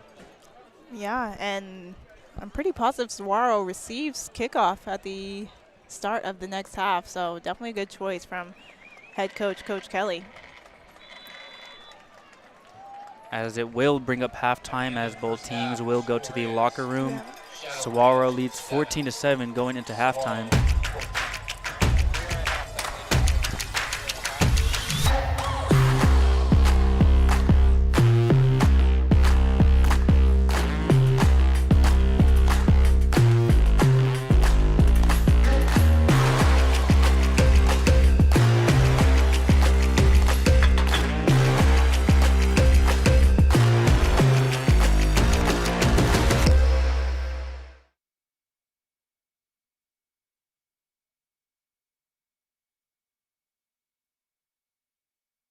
Hey fans, Vince with the Varsity Sports Show. You've had the rest. Now treat yourself to the best Japanese grill in Arizona. It's the Boss. Boss Bachi Japanese Grill in Mesa. Grilled shrimp, steak, and all the best veggies with or without a twist of spice. Sure to please everyone. Dine in or take out. Located at University and Country Club in Mesa. Open daily. 602-859-3759. The Boss. Boss Bachi. Hablamos Español.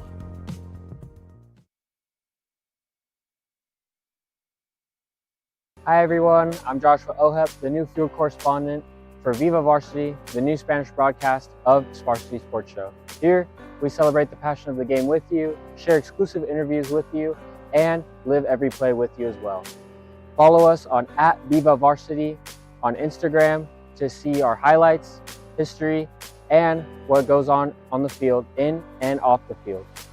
Thank you again. Look forward to having a good season with you. My name is Joshua Ohep. Thank you again. Hey everyone, I'm Jorge Anwajardo, your play-by-play broadcaster for Viva Varsity, the brand new Spanish broadcast of the Varsity Sports Show. We're here to fuel your love for the game, bring you exclusive interviews, and celebrate every play right alongside you. Make sure to follow us on Instagram @Viva Varsity for highlights, behind-the-scenes moments, and everything happening on and off the field. This is Viva Varsity, where the game comes alive in your language. Hi, I'm Adam Maggard, and I'm excited to be joining the Varsity Sports Show team this semester. Over the next 4 months, I'll be covering high school and junior college sports across Arizona. From Friday Night Lights to heated rivalries, I'll be bringing you highlights, interviews, and the stories that make local sports so exciting. What I love most about sports is the passion, the community, and the way that every game has its own story, and I can't wait to share that with you. So be sure to follow the Varsity Sports Show all season long. It's going to be an incredible ride, and I can't wait to take you with me.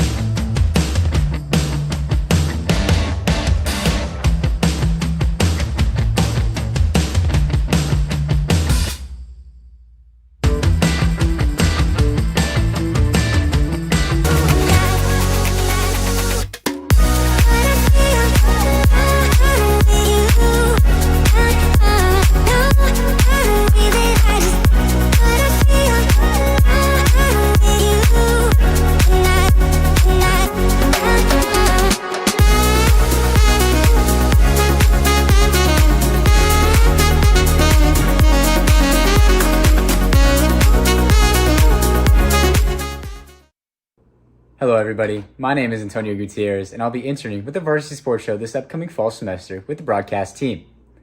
I'm a current rising junior at the Arizona State University Walter Cronkite School of Journalism studying sports journalism. During my 3 years at the Cronkite School, I've been able to cover multiple sports with the Sun Devils, including volleyball, basketball, and baseball this last spring. During my time, I've learned valuable skills both in front and behind the camera, helping expand my passion for the love of sports. I'm very excited to work with my peers this upcoming fall to not only better myself, but help better themselves to become all-around good journalists. Hey guys, Vince here from the Varsity Sports Show. Nothing beats a hometown touchdown, on the field and on the table. Join us at Zips or Goldies, where families, friends, and teams come together for great food. They make everything fresh, like their hearty burgers or irresistible focaccias. The restaurants are family friendly with a huge menu and plenty of seating. Goldies Sports Cafe is in Scottsdale at Via Linda and Mountain View Road, and Zips Sports Grill has 14 Valley locations. Come hungry, see you soon at Zips or Goldies. Overwhelmed by crushing medical bills that keep you up at night? Imagine the heartbreak of delaying care for your family because of sky-high deductibles, copays, and surprise out-of-pocket costs. It's a nightmare no one should face. At Fountain Hills ER and Medical Center, we've partnered with Instinctive Health Pass to deliver Health Pass, your emotional lifeline for true peace of mind. Visit instinctivehealthpass.com today. Sign up to slash costs on unlimited future visits and erase current outstanding bills from using our facilities, saving you thousands in worry-free relief. Hi, my name is Carmen Liberto, and I am a senior at the Cronkite School at Arizona State University, majoring in sports journalism. Over the past few semesters, I've worked on a variety of projects that have strengthened my reporting, storytelling, and on-camera skills. My passion has always been hockey, and I hope to build a career covering the NHL, ideally as a beat writer for the Buffalo Sabres. I'm excited to continue growing as a journalist and to bring my energy and dedication to every story I tell. Stay tuned to see my work at the Varsity Show internship.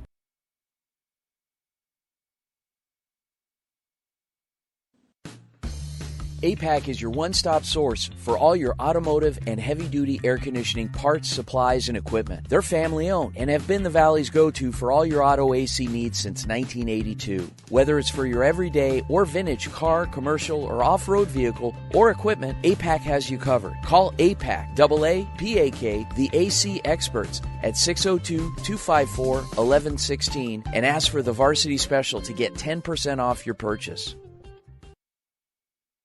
My name is Dana McDermott, and I'm a junior in the Walter Cronkite School of Journalism and Mass Communications at Arizona State University.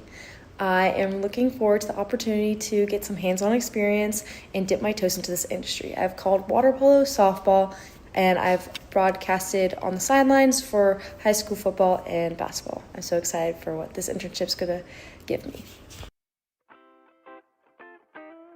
The Angry Crab Shack in Tempe. With an experience so good it remains indescribable, with something for every seafood lover. Try one of their amazing custom seafood boils, sandwiches, appetizers, and salads. Angry Crab Shack Tempe is located east of I-10 on Warner Road, 480-674-3847.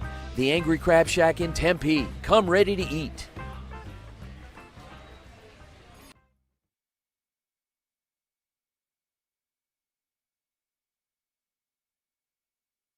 Hey guys, Vince here to talk about Angel Dentistry. It's where my wife and I have gone for over 10 years, and we trust them with our routine and extensive dental care because they care. Dr. Amber Angel is an Arizona native, born in the town of Miami, and has been practicing in the Valley over 20 years. For general to comprehensive dental services, call 602-788-2008. Located off of Cave Creek Road just north of the 101 in North Phoenix. Angel Dentistry, proud supporters of our young people and proud partners of the Varsity Sports Show.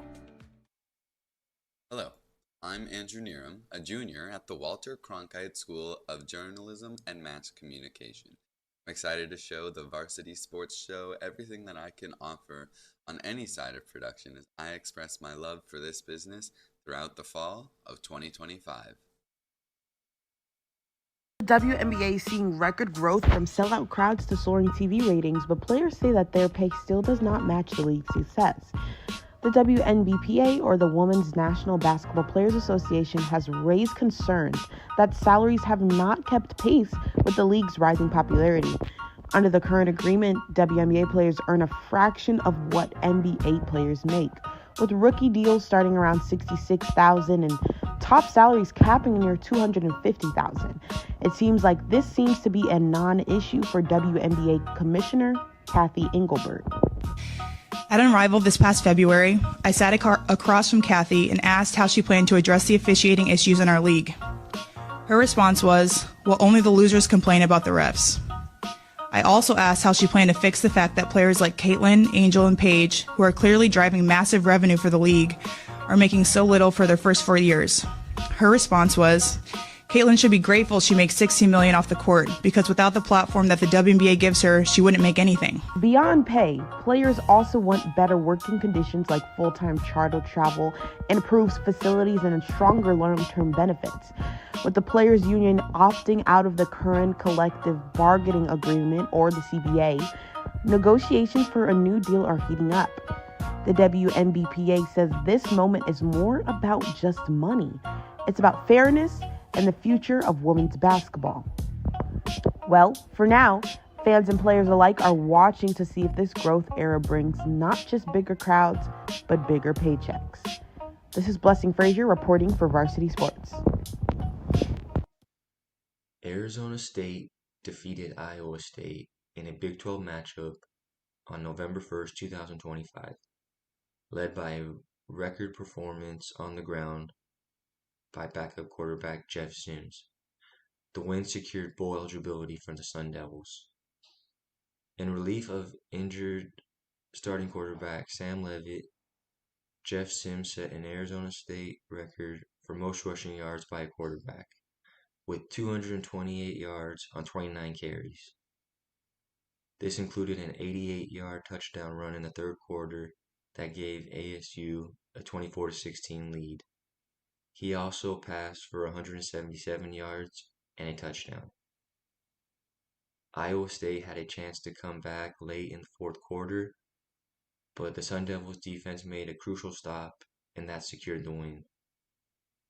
Arizona State committed 3 turnovers on offense, including a fumble and interception by Sims, but that was able to not be their worst problems as they were able to secure the win in the end.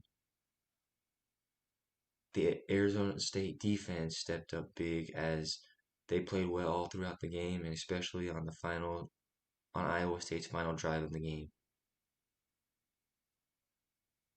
The Sun Devils have a bye this week and then play West Virginia on November 15th at Mountain America Stadium. Reporting for the Varsity Sports Show, I'm Ryan Gaylord. Hi everyone, I'm Evelyn Battis with Varsity Sports Show and Cronkite student at ASU. Currently, the Sun Devil women's volleyball team is making quite a name for themselves as they come off of a 12-game win streak with a tough loss to Iowa State on Halloween to close out that win streak. ASU women's volleyball is on an insane run this season with an impressive 18-3 record. Some standout players on the team include Bailey Miller and Naomi Glover. Miller has 298.5 points scored on the season, and Glover has 285.5 points on the season. So you should catch a game before the season ends on November 29th. The Sun Devil volleyball team will play at home, November 7th, against number 21 ranked BYU, which is a game I wouldn't miss if I were you, and also November 13th against Arizona. And we all know how the U of A versus ASU rivalry is, so this volleyball game is going to be absolutely insane to go watch, so I recommend you check it out. November 26th against Cincinnati, and finally November 29th against West Virginia. These are all the games where the Sun Devils will play at home, otherwise they're going to be playing away and out of state. But if you're out of state and happen to come across a Sun Devil volleyball game, I would go ahead and check it out. Because the ASU women's volleyball team is definitely one to show up for and support. The girls are absolutely killing it this season and need all the support they can get. You know how much a student section and a lot of fans change the atmosphere, and I think we can get the girls back on a win streak. So again, I'm Evelyn Battis for Varsity Sports Show and Cronkite student at ASU. Thank you for watching, and go check out an ASU women's volleyball game on November 13th against U of A. Hi, my name is Devin Blankenship. I'm an intern with the Varsity Sports Show, and in today's video I want to talk about how the Big 12 is sneakily one of the most competitive conferences in the country, and Arizona State, although they already have 2 losses in the conference, aren't totally out from being in the championship. When you take a look at the Big 12 conference standings, there are 3 teams that are currently sitting at 4-2 with their conference records. There's also Cincinnati and Texas Tech that are both 5-1, and BYU, who is undefeated. I think the most interesting thing to look at out of all of these teams here is BYU's schedule that they have to finish the season. Taking a look at BYU's schedule, they definitely have the toughest one to end the year in Big 12 conference. They go on the road to Texas Tech. They host TCU, who was ranked at the beginning of the season, so that is definitely not a game to go to sleep on. They go on the road to Cincinnati, who is 5-1 in conference and currently second in Big 12 rankings. Now, on the other side of it, Arizona State has the easiest schedule to end the year in the Big 12. They could definitely finish at 7-2 with their Big 12 conference record. They host West Virginia, they go on the road to Colorado, and they host Arizona, who is the only team that they will play that has a winning record to end the year. So obviously we do have to see a lot of crazy things happen for Arizona State to make the Big 12 championship, but we can... Hi, I'm Lizzie from the Food Nanny. I recently got a My Style checking account. It's the perfect blend of rewards and convenient benefits. I love that sound. There are many reasons to love My Style checking. Rewards, account alerts, loan discounts, and my favorite, card manager. And now there are 100 more reasons. Open a My Style checking account and get a $100 bonus. Over the years, you pay your insurance. But the minute you're in a car wreck, the insurance companies treat you like a crook. Don't be bullied by the insurance companies. Get Lerner and Rowe. Lerner and Rowe is the way to go. Call 977-1900. Arizona has spoken. For 6 years in a row, Lerner and Rowe's been voted the best personal injury law firm. When you need experience, integrity, and results, trust Lerner and Rowe. Lerner and Rowe is the way to go. Call 977-1900. Not all heroes keep up with the news or the latest trends. Not all heroes even keep up with the little ones. But all heroes keep up with their everyday health needs. Even during COVID-19, it's as crucial as ever to get checkups, see specialists, and more, so that our whole community stays healthier. That's how to keep up like a hero. It started in the city. It started on a sandlot. It started on a Sunday. The focus.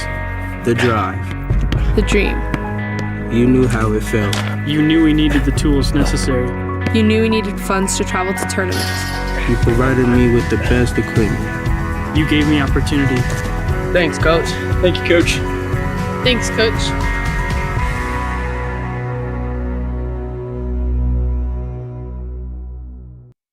Bob, you sure Bears know how to play softball? Bruce, these Bears know how to do a lot of things. I can barely handle the suspense. Just watch the game.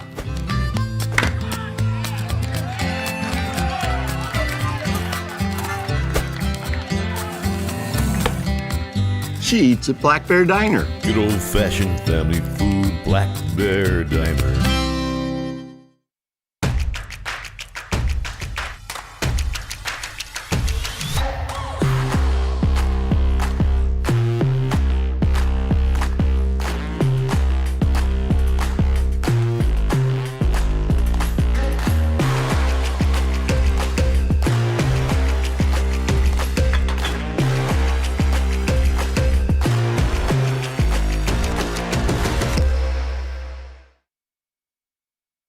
Hey fans, Vince with the Varsity Sports Show. You've had the rest. Now treat yourself to the best Japanese grill in Arizona. It's the Boss. Boss Bachi Japanese Grill in Mesa. Grilled shrimp, steak, and all the best veggies with or without a twist of spice. Sure to please everyone. Dine in or take out. Located at University and Country Club in Mesa. Open daily. 602-859-3759. The Boss. Boss Bachi. Hablamos Español.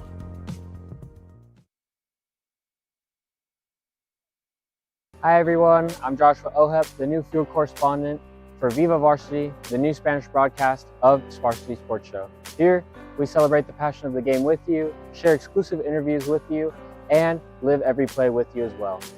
Follow us on @VivaVarsity on Instagram to see our highlights, history, and what goes on the field, in and off the field. Thank you again. Look forward to having a good season with you. My name is Joshua Oheb. Thank you again. Hey everyone, I'm Jorge Anuajardo, your play-by-play broadcaster for Viva Varsity, the brand new Spanish broadcast of the Varsity Sports Show. We're here to fuel your love for the game, bring you exclusive interviews, and celebrate every play right alongside you. Make sure to follow us on Instagram @VivaVarsity for highlights, behind-the-scenes moments, and everything happening on and off the field. This is Viva Varsity, where the game comes alive in your language. Varsity Sports Show. It is the end of the halftime. The score is 14-17 with the SaberCats in the lead. We had an interception in the second half from number 18, Choice Prince. Let's see what the third quarter is like for us. And welcome back to the Varsity Sports Show, where we are covering the Saguaro SaberCats matching up against the Shadow Ridge Stallions. Saguaro has taken the lead in the first half, 14-7. And they will be receiving kickoff to start this second half as we see them starting to get warm and the band slowly making their way off the field. I'm Anissa Reynolds here with my partner, Javier Delgado. We are covering tonight's game. So Javier, what have you seen so far? Yeah, it's been a great battle between both teams. I mean, Saguaro up by 1 score right now. Ashton Pennell, the quarterback, has been the guy for the SaberCats. He's been doing an amazing job. It's going to be interesting to see what Coach Kelly does with that QB rotation. We've seen Marcel Jones come in for a designed run, but they went 3 and out in that possession. But both quarterbacks, very talented. But from my perspective, I kind of expect to see a lot of Ashton Pennell tonight. And also, before I get going anywhere before the second half starts, I'd like to thank everyone who's watching, specifically my sister. Happy birthday, Mika. Love you, and I hope you enjoy your birthday, Big 17. Period. Happy birthday. As both teams are slowly getting warm, about a minute left until we start the second half. What do you think Shadow Ridge is going to be doing in the second half to get going? Yeah, I think the guy for them, they kind of have to rely on a lot on their running back, Michael Cruz. He had that big touchdown to start the game for them on the opening possession, but since then, we've seen the Shadow Ridge offense continue to stall. They've had great field position every time they gotten the ball, but they've just stalled. I mean, that SaberCats defense, that's been the reason why they haven't get to get going. But I think the quarterback, Nolan Rao, just continue just to make the simple plays, continue to find Cruz when you can, and allow him to run behind that good offensive line for the Stallions.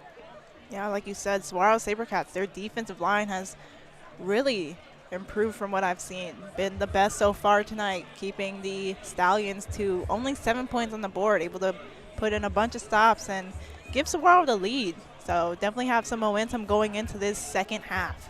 Yeah, and like I mentioned earlier in the broadcast, Saguaro, they're 2-7, but 5 of those 7 losses have been 1-score losses. I mean, that's just very unfortunate. It's not oftentimes teams have that many 1-score losses. They did lose their last game to Brophy, 8-41. That was one of their 2 games that a little out of reach. But, yeah, 5 1-score losses. I think it's going to be important for them to close this game tonight, continue to run behind those 2 quarterbacks, Pennell and Marcel Jones. And I think they should have some success, as I do believe they will get the ball first. So that's exactly the position they wanted after kind of sitting on their lead to end the first half. Yeah, as we see both teams getting set up. Stallions bringing out their kickoff squad. And the SaberCats getting ready to receive the kick at the start of this second half.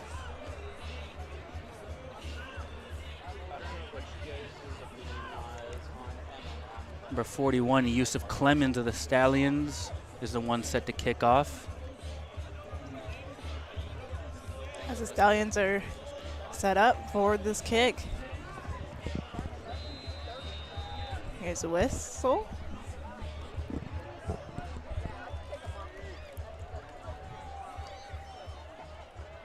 Clemens setting up. And here's the kick. It's up. And Saguaro's just going to let it bounce for a touchback and take it out to their 20 to start off this second half. Yeah, so with Saguaro set to receive the ball, I think a key for them is also, I haven't mentioned it, but to play off this home crowd, this home advantage. It is senior night here at Saguaro, so a lot of families out here, which you love to see here to support the seniors. And I think to end the season, a great way to end it is just to get that dub on senior night, play off this home crowd, keep their momentum. They have a one-score lead with the ball, so I think this is right here is where you kind of put the pedal to the metal. I agree with that thought. Having the senior crowd, this home squad behind them, definitely they can utilize this and lead them to a victory in the final game of the season. As Saguaro is setting up. As Pinnell received the snap, the little side toss, number 9, who pushes through and is brought down shy of the 30. That was Nikolai Procopio. Yeah, Procopio in the first half had that one catch where he went run after catch for a lot of yards. So it looks like Procopio will be another guy they try to get into open field, the big tight end. Pinnell receives a snap, fakes a handoff and drives, and he has nobody in front of him. Pinnell at the 40, the 30, the 20. He's taking it to the house. That'll be a Saguaro SaberCats touchdown. Ashton Pinnell, house call all the way. Read option, he decides to pull it, and it's the perfect option. What a job right there by Ashton Pinnell. Little reminiscent of Commanders quarterback Jaden Daniels right there, a guy who can get it done on the ground. And Ashton Pinnell, house call, not a single guy touched him on that Stallions defense. And Saguaro finds himself up 2 scores to start the second half. Yeah, great run by Pinnell as they attempt the extra point.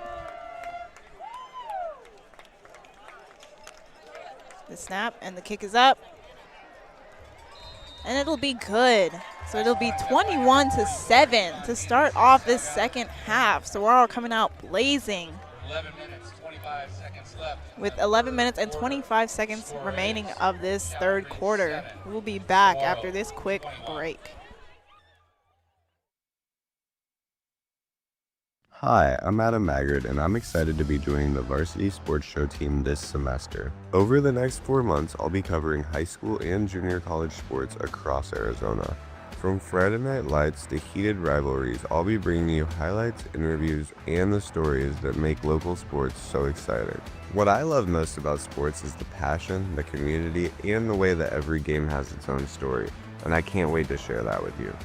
So be sure to follow the Varsity Sports Show all season long. It's going to be an incredible ride, and I can't wait to take you with me. And welcome back to the Varsity Sports Show. Saguaro able to put another score on the board, leading 21-7 with 11 minutes and 25 seconds remaining in this third quarter. Saguaro using all the momentum. Like you said, the home squad coming through. Senior night, got a lot of momentum so far. Yeah, you can tell the energy here is starting to build, especially after a huge run from Pinnell. The kick is up. It'll be caught and taken out. Trying to find an opening. That's Strozer. Seemed to be running with a slight limp and is brought down shy of the 25. Ball returned by number 2, Kai Epson. So yeah, the Shadow Ridge Stallions will come out for their first possession in the second half. A lot of work to do as they are now down by 2 scores. This Saguaro football team is full of energy on both sides of the ball, especially after Ashton Pinnell broke out loose for that long touchdown. Be interesting to see how Rao and this Stallions offense tries to climb their way back into this game. Lots of time left. Nolan Rao has Cruz moving in front of him. Snap is lost and it's on the ground. Seemed to be picked up by a SaberCat. It'll be a fumble. Tough break for. Yeah, and the SaberCats are all signaling their way, and it is their way. It'll be a SaberCats ball. Just unfortunate right there when Rouse snapped it. He had Michael Cruz come in motion. It looks like they both tried to catch it, fumbled. And just a great job by Saguaro being very alert and hopping on top of that ball. And we'll be going down to our field correspondent down on the field.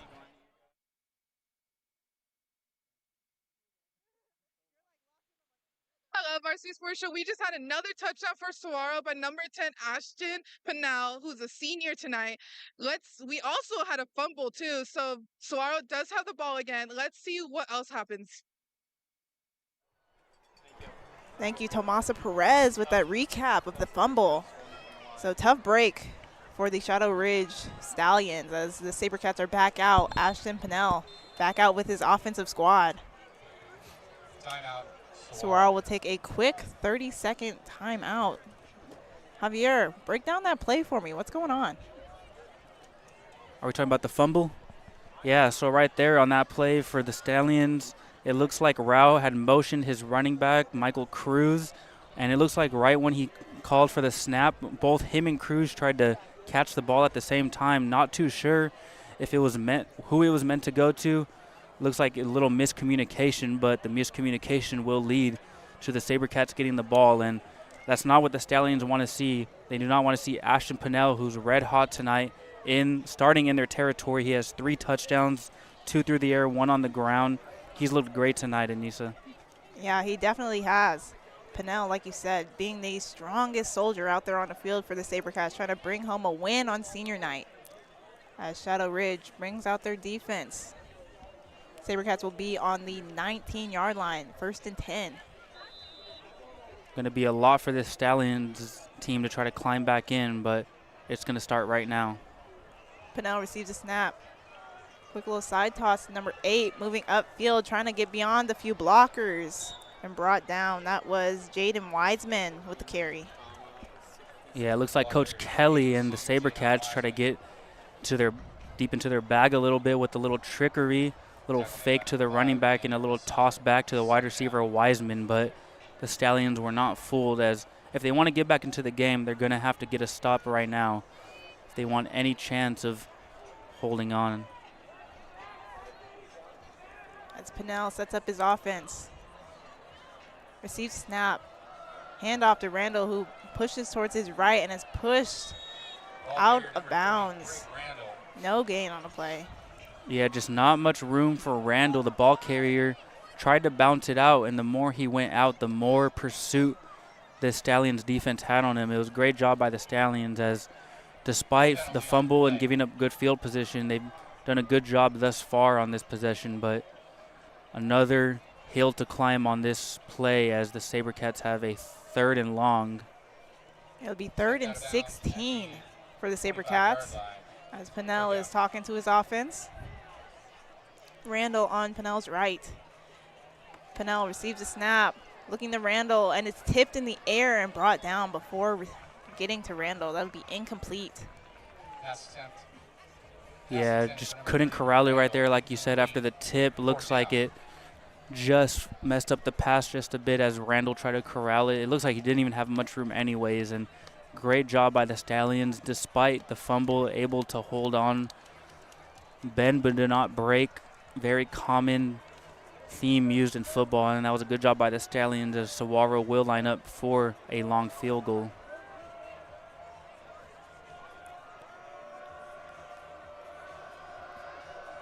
Kick is out, and it is blocked. And the Stallions managed to land on top of it as well. So, like you said, the Shadow Ridge Stallions able to D up and put a stop to the Saguaro SaberCats. Yeah, and that was probably the best outcome on this drive that could have happened. They gave up possession around the 20-yard line, and they got them negative yards, got them back, and then they blocked the field goal. So great job by the Stallions not allowing that fumble to affect them and able to get the ball back without allowing a single point as they try to work their way back down 14. Shadow Ridge is back on the field. The offense trying to get something going. Pushing upfield. Has a few guys in front of him. Manages to get to the 30 before he's brought down. That was Michael Cruz with the carry. There is a flag in the backfield. Yeah, it looks like maybe a screen pass that was as Cruz just shot out of a cannon and was sprinting, but that Stallions offense is walking back. It looks like it might be going on them. Yeah, just a great run by Michael Cruz, but that penalty flag sadly will bring them back. Yeah, very unfortunate for the Stallions, as Cruz absolutely was blazing down the field, made a few cuts, and had a huge gain, but a holding on Shadow Ridge will negate the huge gain, and Shadow Ridge just puts himself in a bigger hole here. Not what they want. What a huge swing of yards right there. Yeah, definitely a tragic consequence. 6-yard line, first down, 15 yards. It'll be 1st and 15 for the Stallions as Rao gets his offense set up. There's a penalty flag in the backfield. Penalty on the play.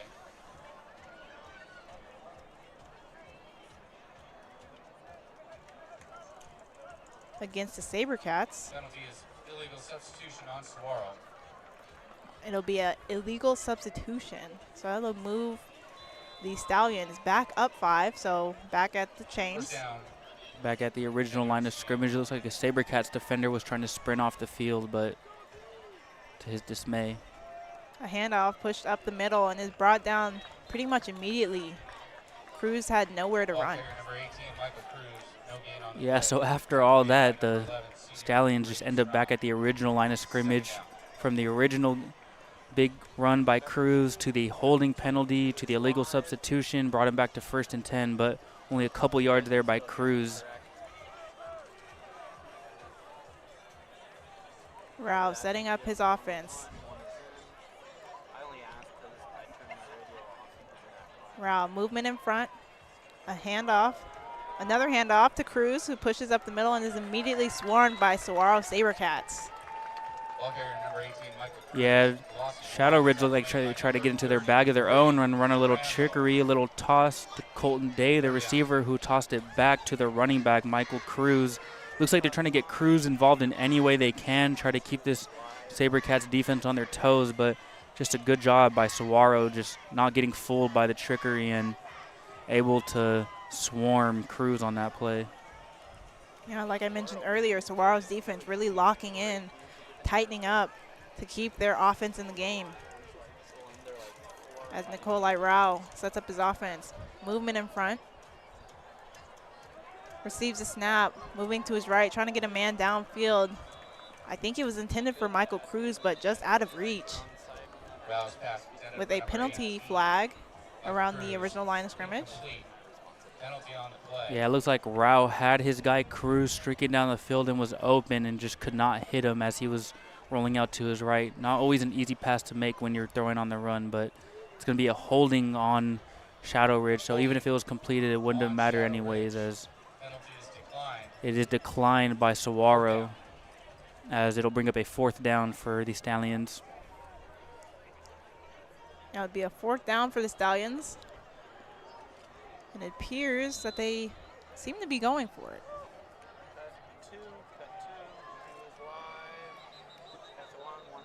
A flag is on the play. Seems like Shadow Ridge was trying to switch out their punting unit and offense. On Stallions. But a penalty flag will be a illegal procedure on the Stallions. Move them back 5. Yeah, it seems like this whole entire drive by the Stallions has just been hurt by penalties, as it started with that huge Michael Cruz run that was called back because of a holding call, and then the illegal procedure puts him back 5 more yards. The punt is up, and they allow it to bounce a few yards, and it seemed to go out around the 40. So Saguaro will start off in solid field position to start their next drive.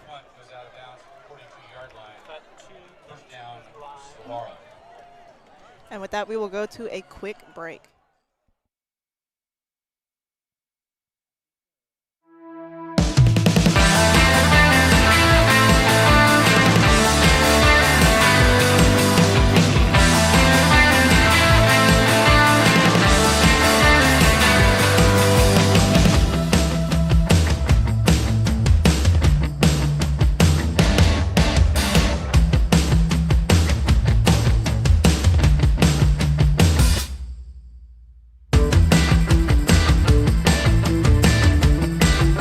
welcome back to the Varsity Sports Show. As a new quarterback is in, that is Marcel Jones back in again for the Saguaro SaberCats as he is stopped at the line of scrimmage. No gain on the play.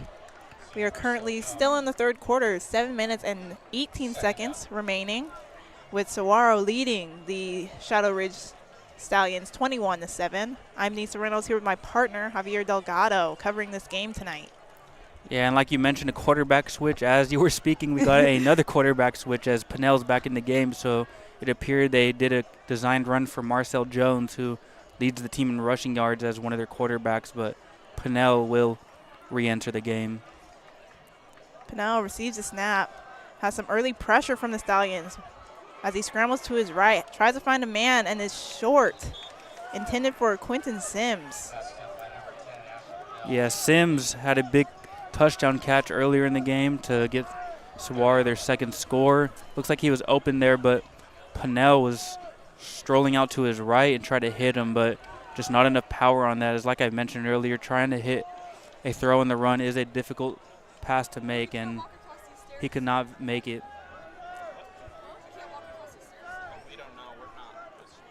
As Saguaro sets up their offense yet again. Pinnell talking to his offensive line. Pinnell receives a snap. Has some pressure. Finds a man in Strozer. Strozer pushing upfield, past a few blockers, and is down beyond the first down marker. That was the halfback Strozer right there. Beautiful job by Pinnell allowing the halfback screen to develop. Let his offensive lineman out there to block, and Strozer very patient and just followed his offensive line. Beautiful job by the SaberCats. Pinnell receives a snap, handoff to Strozer, who moves up the middle and found an opening and is down again past the chains. Strozer gets another set of downs. Yeah, beautiful run by Strozer, who was able to get through that first level fairly easy and got all the way up to the second level to bring up a new set of chains. Pinnell receives a snap. Side toss to number 9, who's driving upfield, gets beyond a blocker, beyond another one, pushing in, and he'll be in the end zone. Touchdown for Saguaro. That was number 9, Nikolai Procopio, with the carry.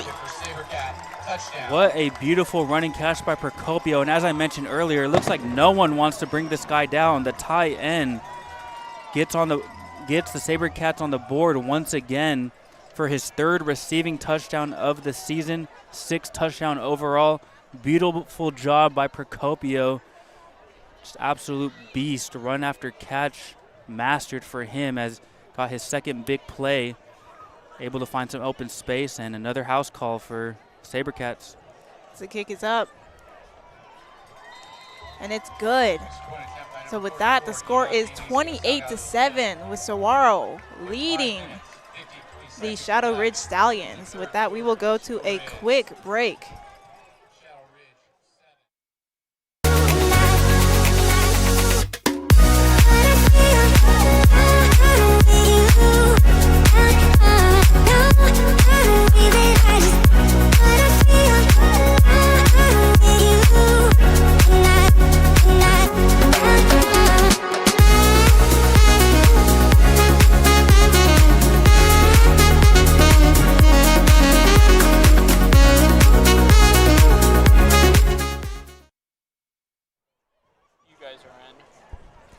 And welcome back to the Varsity Sports Show. I'm Nisa Reynolds here with my partner Javier Delgado, and we'll be going down to our field correspondent who has some information on that last touchdown. Hello, Varsity Sports Show. That is another touchdown for Saguaro by number 9, Nikolai Procopio, who is a senior tonight as well. Let's see what else happens in this third quarter for Saguaro. Like she said, Procopio with that touchdown gives Saguaro the lead, 28-7. As Shadow Ridge tries to take it out and is brought down pretty quickly at around the 15. Great job by Saguaro's special teams unit. That was the senior Braden Strom. Absolutely rifled him right there. Beautiful coverage by this Saguaro special teams. Strom, the senior on senior night, getting things done, and that's exactly what Coach Kelly wants to see out of his team, continuing to play hard no matter how much they're leading by. and continue to do it in all three phases of the game as Strom is still out there on defense. What a play by him on special teams. As Nolan Rao heads back out with the Shadow Ridge offense. Be 1st and 10 at the 15. Rao, quick handoff to Cruz, who pushes upfield and is brought down by his shoelaces, but got 4-yard gain on the play. Yeah, the good old shoelace tackle right there. Cruz appeared to have some room, but the last-ditch effort tackling, tripping him up does not allow him to get any more, as great effort by Saguaro catching that before he was able to get around the edge. It'll be 2nd and 7 for the Stallions as Rao sets up his offense. Rao receives a snap, fakes a handoff to Cruz, and ball is immediately batted down, almost intercepted by the SaberCats. Yeah, very close to an interception right there. As we see him doing push-ups. That's broken up by number 8, senior Jaden Wiseman. That was the senior Jaden Wiseman with the pass breakup, but looks like he thought himself should have had the interception as, like she mentioned, did some push-ups after dropping that, but looks like that defense is absolutely energized as this home crowd is starting to get into it at Saguaro. Rao receives the ball, handoff, going up the middle, pushing the pile, and still up. No whistle, he's still pushing and brought down. That'll be enough for a 1st down for the Stallions. Run by number 23, Joel Cooper. That was Joel Cooper on the run. The spell back for Cruz. Cooper gets a chance and makes the most of it. Just kept the legs going, that leg drive, and looks like someone must have been hitting extra squats in the weight room this week. As Shadow Ridge will now receive a new set of downs on their 29. Rao receives the ball, fakes a handoff to Cruz, who immediately runs into a guy and is brought down. Short gain on the play. Cruz tried to stay patient on that and wait for some lanes and some blocks to open up, but that SaberCats defense has been on top of things tonight, and just as we saw in that last play, another good job by them by not allowing too many yards.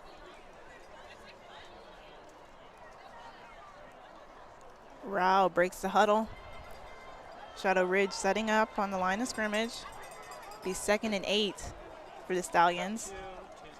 Rao receives a low snap, able to throw it off, but immediately brought down number 11, Colton Day. That'll bring up a 3rd down for the Stallions, as it's going to be a big one for them as they are backed up into their own field. They do not want to punt it again as they're down 3 touchdowns, so a crucial 3rd down, but the SaberCats defense has been amazing tonight. Another opportunity here to get another stand. Rao setting up his offense. 3 receivers on his left. Receives a snap. A handoff to Cruz and brought down immediately at the line of scrimmage. No gain, bringing up 4th down for the Stallions. Yeah, and that was an interesting play call right there. Not many yards. Another stop by the SaberCats defense will bring up a 4th down, and it looks like Rao and the offense is still out there, but they have ran that a lot where they do a line change and get their punting unit in. That's exactly what they do. As the Stallions, there will be some whistles blown. I don't think everyone was quite set on the play. A timeout by Saguaro after the Stallions tried to run that line change, and they had a few guys on that SaberCats defense trying to get off the field and get their special teams in. And with that, we will go into a quick timeout and a break. Hello everybody, my name is Antonio Gutierrez and I'll be interning with the Varsity Sports Show this upcoming fall semester with the broadcast team. I'm a current rising junior at the Arizona State University Walter Cronkite School of Journalism studying sports journalism. During my 3 years at the Cronkite School, I've been able to cover multiple sports with the Sun Devils, including volleyball, basketball, and baseball this last spring. During my time, I've learned valuable skills both in front and behind the camera, helping expand my passion for the love of sports. I'm very excited to work with my peers this upcoming fall to not only better myself, but help better themselves to become all-around good journalists. And welcome back to the Varsity Sports Show, covering tonight's matchup in the Saguaro SaberCats against the Shadow Ridge Stallions. Saguaro SaberCats are leading 28-7 with 2 minutes and 37 seconds remaining in this third quarter. As Shadow Ridge is on their fourth down, they will be punting the ball off. Seemed like that punt might have been blocked a little bit as it ends up exactly midfield for the SaberCats. Yeah, there wasn't too much hang time on that punt. Looks like he was just trying to get it off before some more SaberCats got back there, and the SaberCats will get great field position. It looks like all the momentum that the Stallions had in the beginning has completely shifted 360 to the SaberCats as they've looked good on both sides of the ball tonight. Yeah, the SaberCats defense really showing off tonight. Interception, fumble, and the offense managing to take them down the line. As Saguaro is back out on the field. Pinnell receives a snap. Handoff to Strozer, who is met immediately by Stallions at the line of scrimmage and has a loss on the play. Looks like it was an outside handoff call right there for Strozer, but could not bounce it off outside. Not much running room. Looks like Shadow Ridge is trying to keep their team alive, their defense doing their best they can, as Pinnell in this SaberCats offense has been blazing hot. Pinnell setting up the offense, receives a snap, handoff to his running back, and is immediately met and brought down. Another loss on the play. This time, the junior Xavier Jackson on the handoff, but he also could not find much running room, as looks like the SaberCats are trying to get their running game going, trying to keep that clock going and keep the tempo in their hands, keep it in their play their game. But Shadow Ridge able to force about a third and third and 9. Be 3rd and 14 for the Saguaro SaberCats. My apologies. As Pinnell gets his offense set up, receives the snap, back in the pocket looking downfield, has a man. That was Tristan Armstrong with the catch. Like you mentioned, 3rd and 14, but that is no problem for Ashton Pinnell as he connects with Tristan Armstrong, who makes a nice catch on the sideline to give Saguaro a new set of downs. Armstrong's been a key piece for this offense tonight for the SaberCats. He also leads the team with 47 tackles, so getting it done both ways is Armstrong, who also caught a touchdown earlier.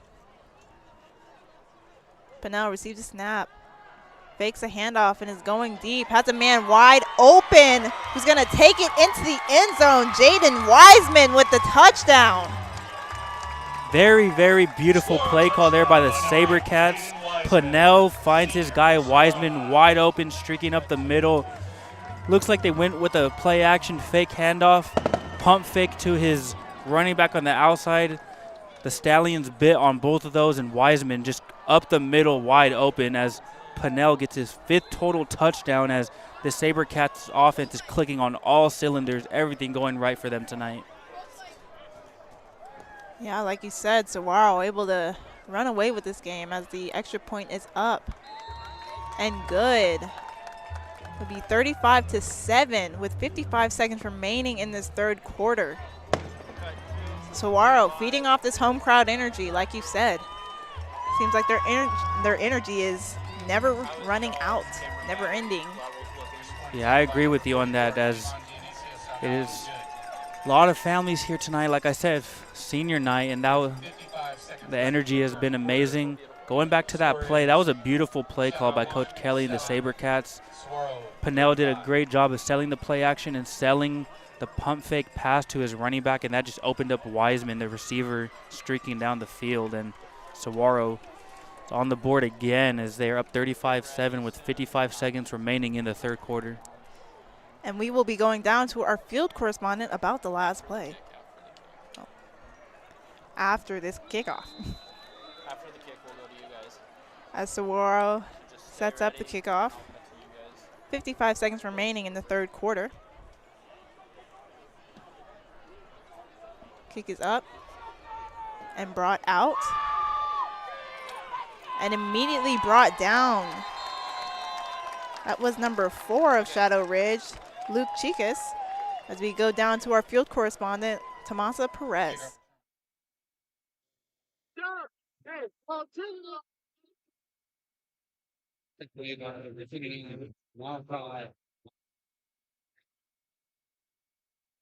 Hello, Varsity Sports Show. That is another touchdown for the SaberCats. The score is 35-7 from Jaden Wiseman, who is a senior, number 8. Let's see what else happens in the end of this third quarter. And thank you, Tomasa, for that recap on that amazing touchdown from the SaberCats. As Shadow Ridge will be set up on their 15. Rao receives a snap, looking downfield, and is brought down. 6-yard gain on the play. Pass from number 12, Brian Stoll. That was Colton Day with the catch. It's actually worth noting Shadow Ridge has made a quarterback swap of their own, as number 12, Brian Stowell, is the quarterback. Tries to make a connection to number 16, Andre Goodall. Couldn't quite haul it in and it'll be incomplete. Third down. Yeah, interesting decision for the Stallions as the quarterback change inserts the sophomore Stowell. Not sure if it has to do with the route, not sure if it has to do with the score, but moving upfield and is brought down. That was Luke Chicas. Couldn't quite get past the SaberCats. And it'll bring up 4th down, 4th and 3. As the clock continues to tick down, as it is all zeros in the third quarter, as the fourth quarter will be coming up, as Saguaro SaberCats lead 35-7 here at Saguaro High School in Scottsdale, Arizona. And with the end of the quarter, we will be heading to a quick break. Tune back in on the Varsity Sports Show. Hey guys, Vince here from the Varsity Sports Show. Nothing beats a hometown touchdown, on the field and on the table. Join us at Zips or Goldies, where families, friends, and teams come together for great food. They make everything fresh, like their hearty burgers or irresistible focaccias. The restaurants are family friendly with a huge menu and plenty of seating. Goldies Sports Cafe is in Scottsdale at Via Linda and Mountain View Road, and Zips Sports Grill has 14 Valley locations. Come hungry, see you soon at Zips or Goldies.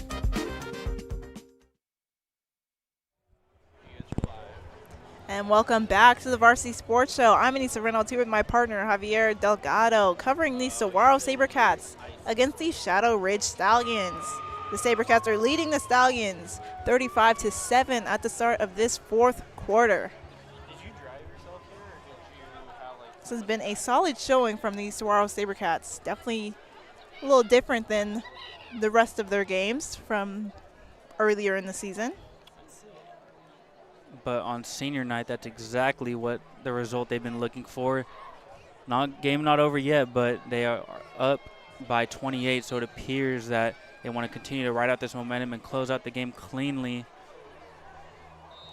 The guy I've been saying all night, Ashton Pinnell, the quarterback, looked amazing. 5 touchdowns on the night. 4 through the air, 1 on the ground. He's looked great and has led this SaberCats offense to a big lead entering the fourth quarter. It'll be 4th down as Shadow Ridge seems to be going for it.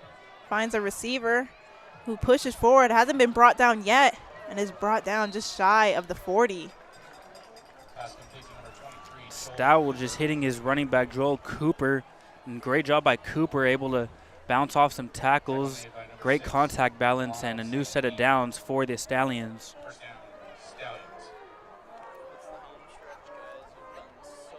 As Stowell receives a snap, looking downfield, has some pressure from the SaberCats. Moving downfield, has a man in Cruz who's able to get beyond a tackle and is brought down at the 13.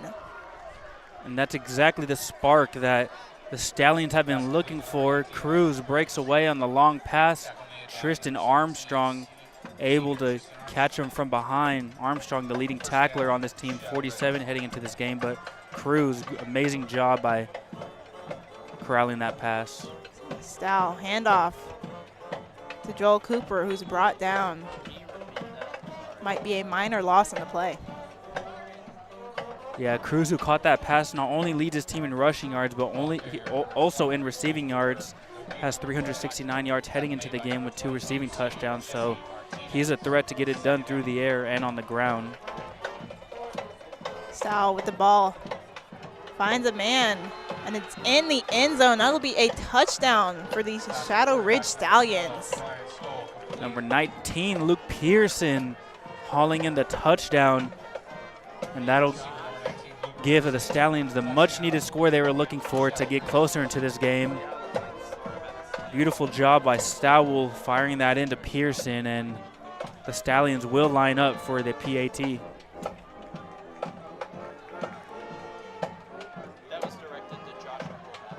Stallions setting up the squad.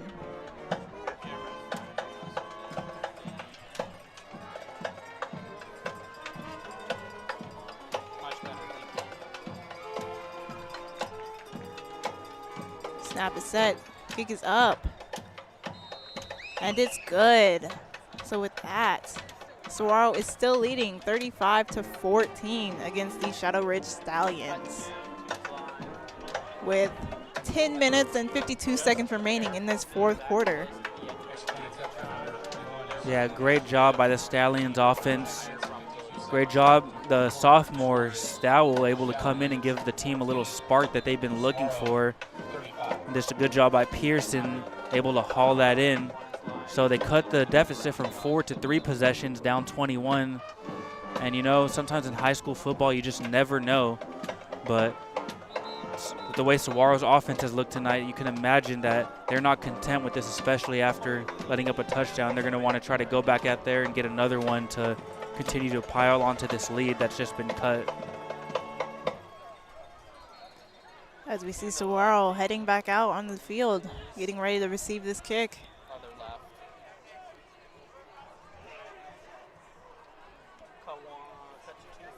Shadow Ridge needing to stop Saguaro's stellar offense and get the ball back to minimize this deficit. And it's worth noting on this special teams that Saguaro does not have a single guy deep, as their deepest guys are on the 25-yard line. Looks like they're preparing for an onside kick, as the formation from Shadow Ridge may be showing so, as they do break from it, but all the guys from the SaberCats are pushed up pretty close as they are in onside kick formation. And the kick will be deep, and they will just let it bounce into the end zone. It will be brought out to Saguaro's 20. Yeah, so Yusuf Clemens, the kicker, not sure if they thought about going onside, but Saguaro lined up in the onside recover formation. He just decides to kick it deep and get the touchback. Maybe just pin them and allow their defense to try to get the ball back quick, but you could imagine the SaberCats do not want to just sit on this lead and kind of want to extend it, as the quarterback Marcel Jones will be the one to enter on this drive, as he did open up the game as a starter and has had a few snaps for designed runs, but not too sure if he will stay out there for the whole drive or if it's another designed run. Both quarterbacks very talented, but Jones is the guy out there to start this possession. Like you said, Jones out there with the offensive squad of the SaberCats. Jones receives a snap. Handoff. Looked like Strozer trying to find his way up the middle. 1 yard gain. Trying to run the ball, maybe milk the clock out. You know, Stallions got a little momentum going, want to try to get back into the game, but the SaberCats trying to keep that clock going. And it's worth noting Marcel Jones is staying out there, as earlier he's just been a plug and play so far, but he's out here for the next snap, so could imagine he might be out here for the whole possession. Be 2nd and 9 for the SaberCats. Jones setting up Strozer on his left. Fakes a handoff to Strozer. Jones moving upfield, and he has no one in front of him. He will be running to the end zone at the 30, the 20, taking it all the way to the house for the SaberCats on senior night. Touchdown, Marcel Jones. Gets an opportunity to run the offense on this drive, and he goes untouched on the read option. There'll be some late flags in the play, probably unsportsmanlike conduct. But you know, on senior night, sometimes you kind of just have to, especially after a run like that. It looks like Jones got some inspiration from Pennell, who broke off that huge run earlier and breaks off a house call of himself. Like I mentioned earlier, both quarterbacks are dual threat, and they both have proved that tonight. Marcel Jones gets an opportunity to run this drive, goes absolutely untouched with that blazing speed house call, and Saguaro builds off their lead as is 41-14 ahead of the extra point. Yeah, like you said, Jones, blazing speed. As soon as he got past all those blockers, he was pretty much gone. As Saguaro is awaiting to set up for the extra point. So it appears that penalty, looks like they might be trying to discuss what they want to use the penalty on, whether it's the extra point or the kickoff, and awaiting the call from the refs as one of them is talking to Coach Kelly on the sideline. The referee signaled the touchdown is good. Unsportsmanlike conduct on Saguaro, so. Like we said, senior night, sometimes it just has to happen. Pretty exciting for Marcel Jones, the senior, to come in and get it done.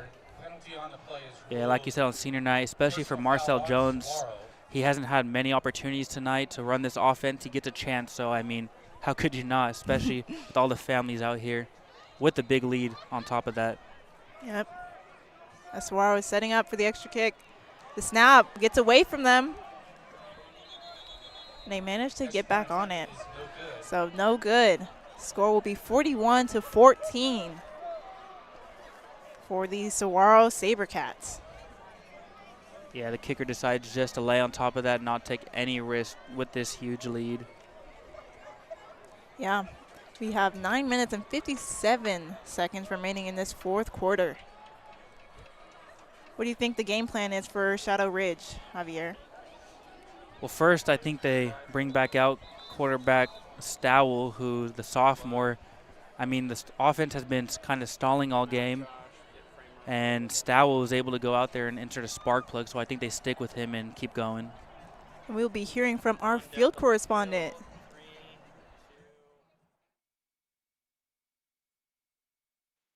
Saguaro just got another touchdown by their quarterback, Marcel Jones, who is a senior. The score is now 41-7. Let's see what happens. Thank you for that recap, Tomasa Perez. Great job. We are live on one. As Saguaro is setting up for kickoff. Personal foul called on Saguaro. And this is when that penalty flag will come in, moving them back from the kickoff.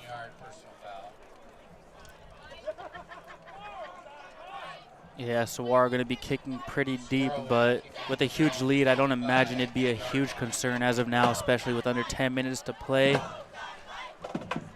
For those watching, if you missed it, the touchdown was scored by Marcel Jones.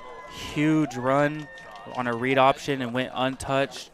Absolutely blazing speed for the senior. Him and Pennell both have looked great for the opportunities they've been given tonight, as Saguaro is set to kick off from their own 25. And the kick is off. A little squibber, pushes pass, received by number 90 of Shadow Ridge and taken down. And the ball is out, but they managed to get back on it. Brought down at the 40 with some late penalty flags on the play. That was Brendan Christ on the return. Not often you see a number 90 returning the ball, but I can imagine he'd be one of their blockers on that, but pinned deep because of that penalty. Saguaro did a little squib, and Christ was the one who took it. And he was met right at the 40 as he corralled that ball in.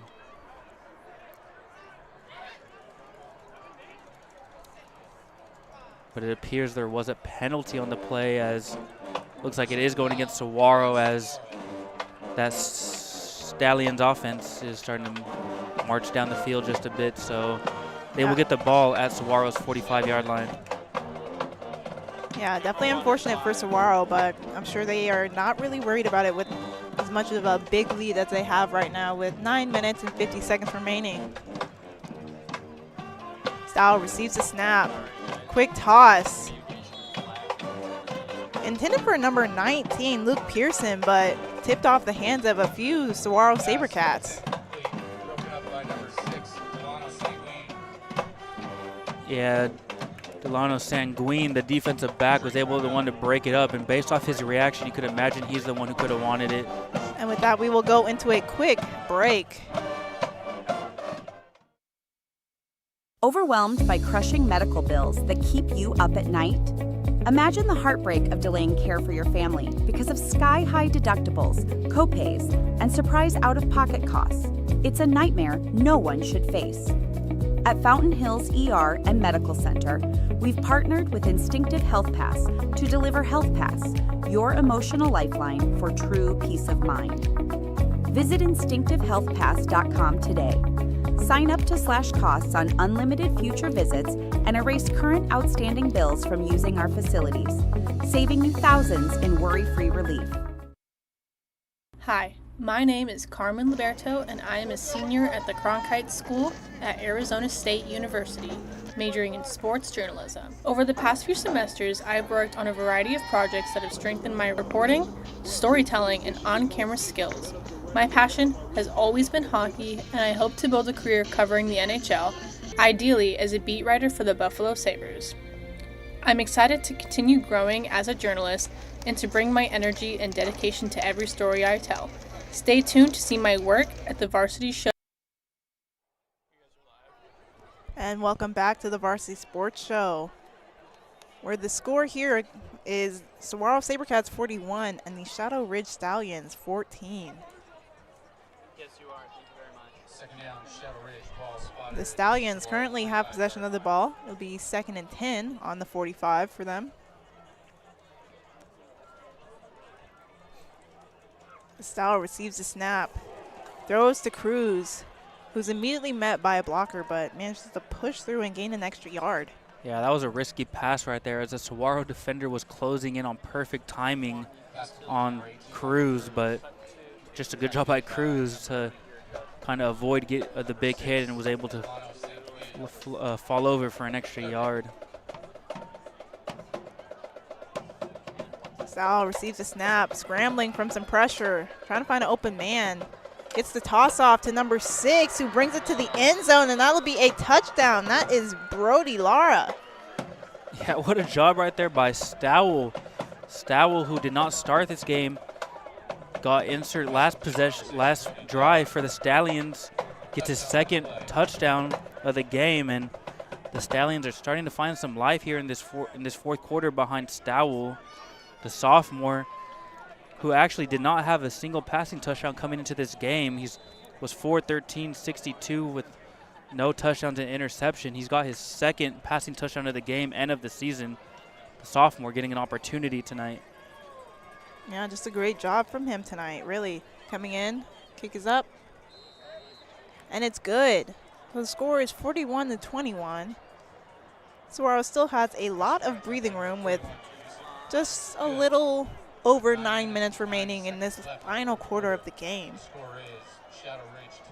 Yeah, it's worth noting that Stowell, who didn't start, is making most of his opportunity. Like I mentioned, he only had 4 completed passes coming into this game. Only played in 3 games, no touchdowns and interception, but he's looked great in these last 2 possessions. Got his first 2 touchdowns of the season, and he's kind of found some new life for the Stallions.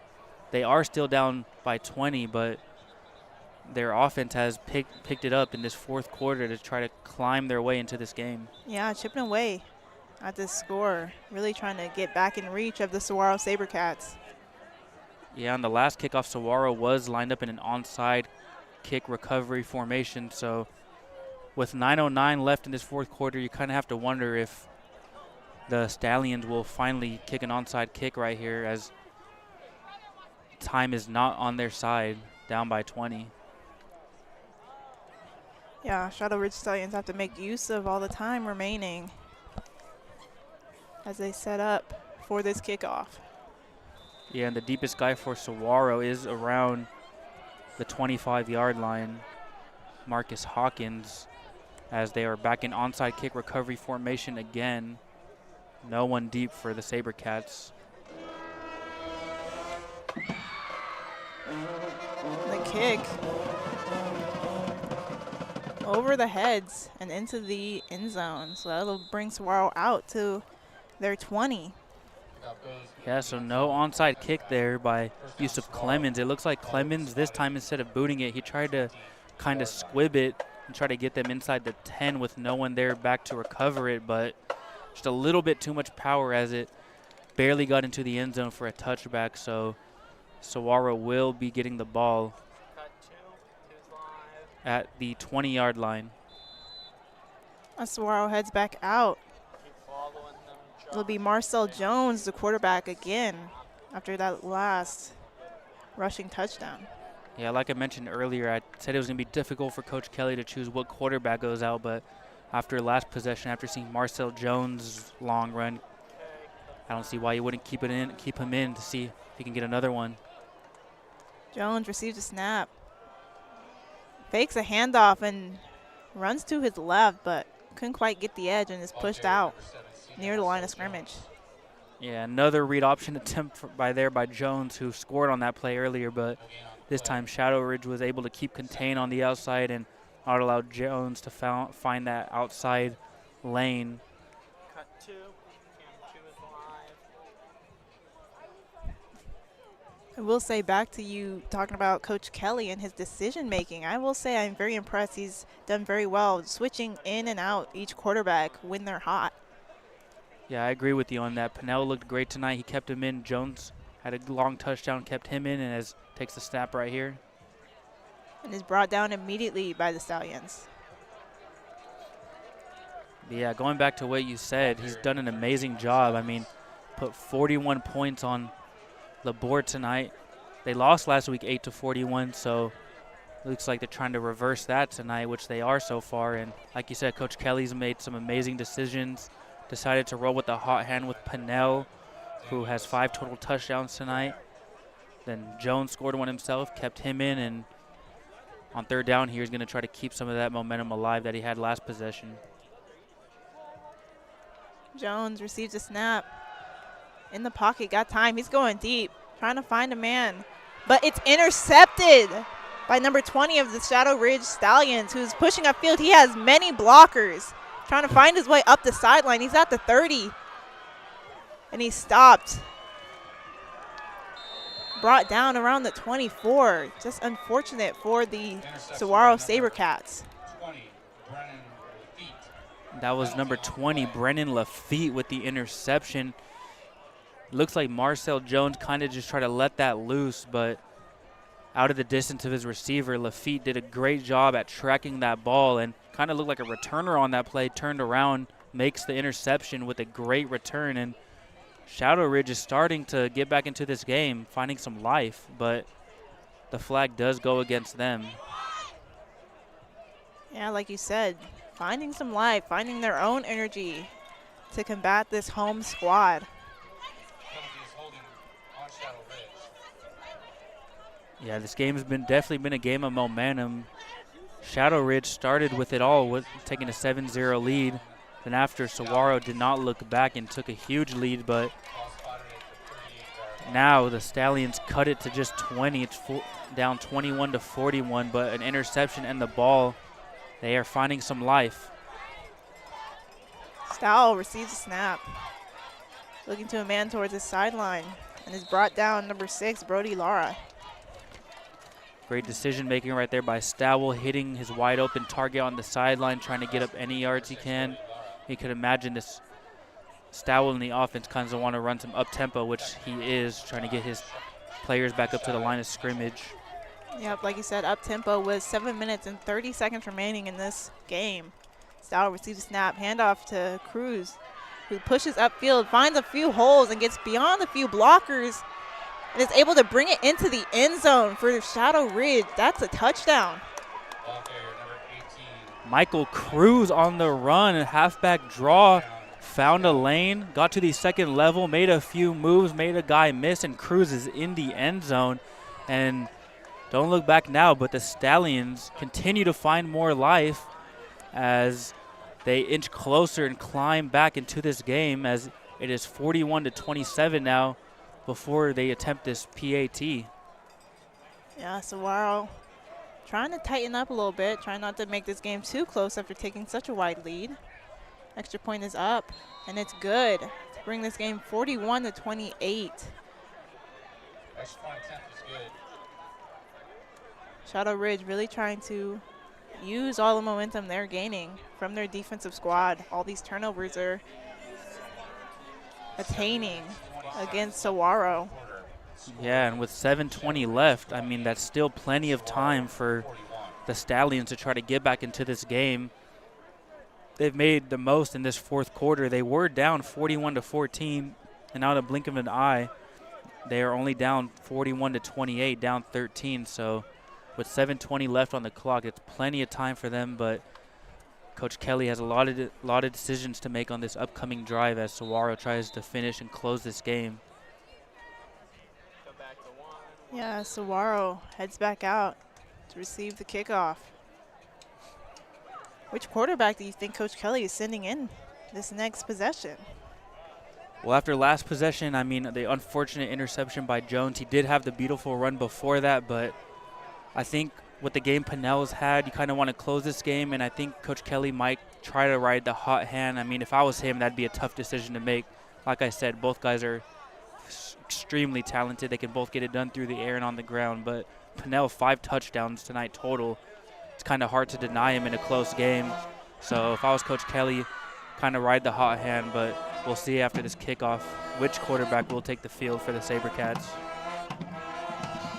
As Shadow Ridge sets up for the kick.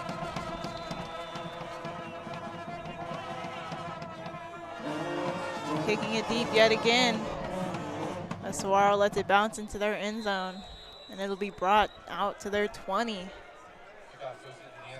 Yeah, once again, the SaberCats lined up in that onside recovery formation. Looks like they've just been taking no risks, but each time the Stallions have just booted it deep and able to pin them.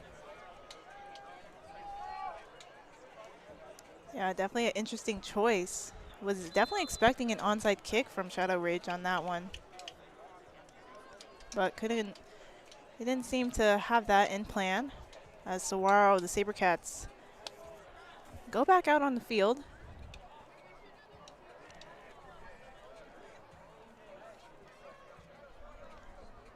Looks like Pinnell is back out with his offense. Pinnell receives a snap. Immediately looks to his right, but has no man, has some pressure, and is brought down by the Stallions' number 10, Matthew Bourne. Yeah, just no room to run for Pinnell. Excuse me. No room to run, as, like you mentioned, great play right there by Shadow Ridge. And yeah, like you said, Coach Kelly had a huge decision to make of which quarterback he wants to put in to try to close this game, and it looks like he will go back with Pinnell, who's been great tonight, but Shadow Ridge is starting to claw back and get some of that momentum. There's 6 minutes and 40 seconds remaining in this game as Pinnell receives a snap and immediate handoff to Strozier, who gains about 3. Yeah, back to Strozier right there, of, like you said, a 3-yard carry. Could imagine that play call is just to get some more time off that clock, as Shadow Ridge has looked great in the fourth quarter, and if they get the ball back, they have a chance to cut the Saguaro lead to just 1 score. Huge, huge third down for Pinnell in this SaberCats offense. As Pinnell receives a snap, back in the pocket, he got time.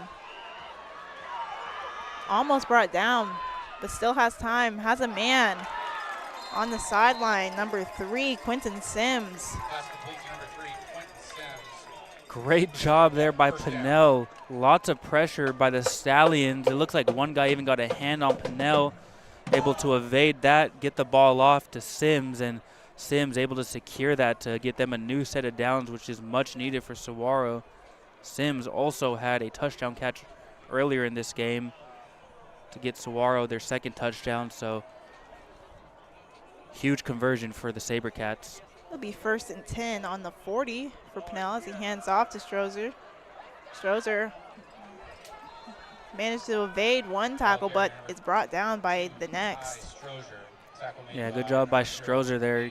2 hands on the football, as you can imagine Coach Kelly and the rest of the coaching staff just preaching ball security at this point in the game. And it looks like Strozer right there saw a couple guys coming towards him and make sure to hug that ball as tight as he can as this clock continues to roll as we're inching closer to underneath 6 minutes. Pinnell setting up his offense. It'll be Xavier Jackson in for Strozier. Pinnell receives a snap. Handoff to Jackson, but is immediately met by multiple Stallions behind the line of scrimmage. Yeah, I'm not even sure which guy to call, as like you said, multiple Stallions back there. There's about 3 guys just met Jackson in the backfield, nowhere to run, and it's going to bring up another 3rd down, this time a 3rd and long for the SaberCats. Kind of have to wonder what's the play call, what can Coach Kelly in this offense call to convert a long 3rd down, probably the biggest 3rd down of this game. As Pinnell was looking at Coach Kelly, getting the play call. It'll be 3rd and 15 for these Saguaro SaberCats. Pinnell receives a snap in the pocket. Has a scramble to his right, still trying to find an open man. He's going deep.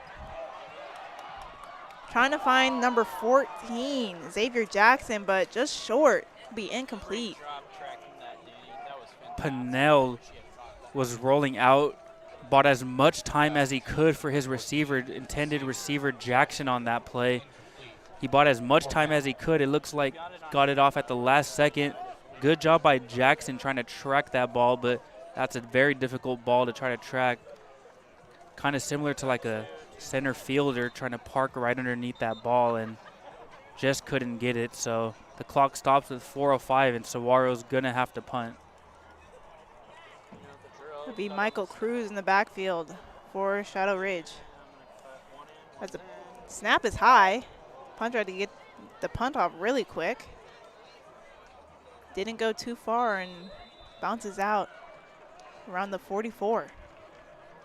And honestly, given that pressure, Armstrong, who punted that, is just lucky to get that off, and that could have been very bad, but able to get it off despite it not being a long punt.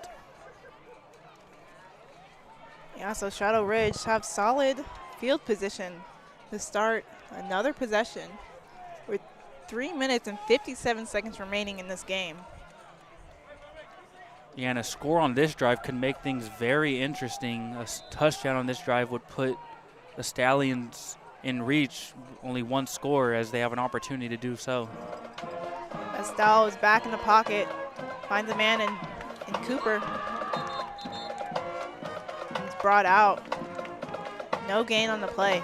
Yeah, not much room right there for Cooper. He's just absolutely met immediately by Jaden Wiseman, the defensive back, the senior.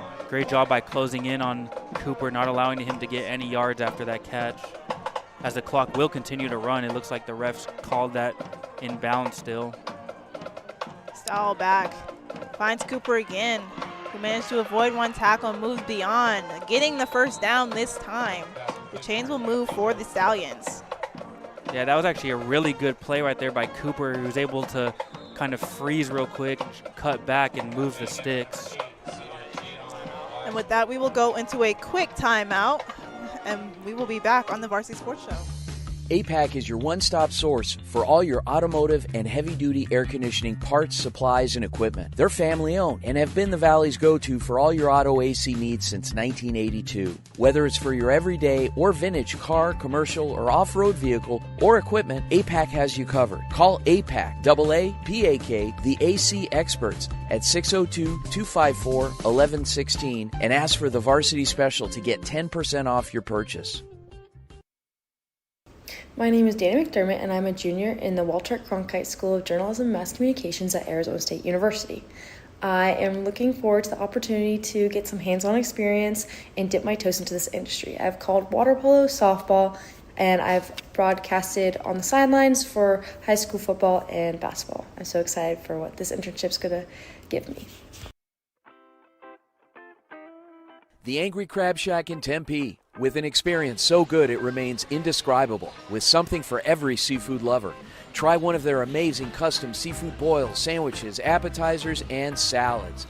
Angry Crab Shack Tempe is located east of I-10 on Warner Road, 480-674-3847. The Angry Crab Shack in Tempe. Come ready to eat.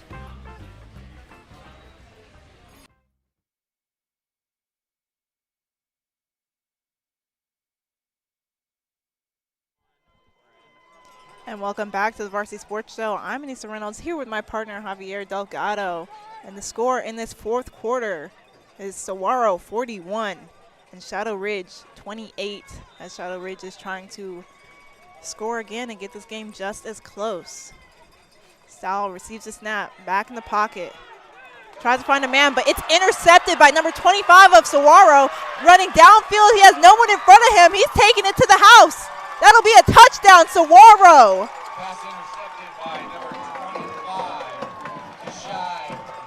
That's the freshman, Kasai Mitchell, making the play.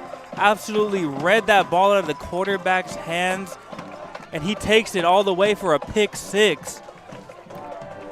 And if you thought there was a chance of a comeback, there isn't, as Mitchell takes it all the way to the crib for a touchdown. Be 47-28 Sabercats.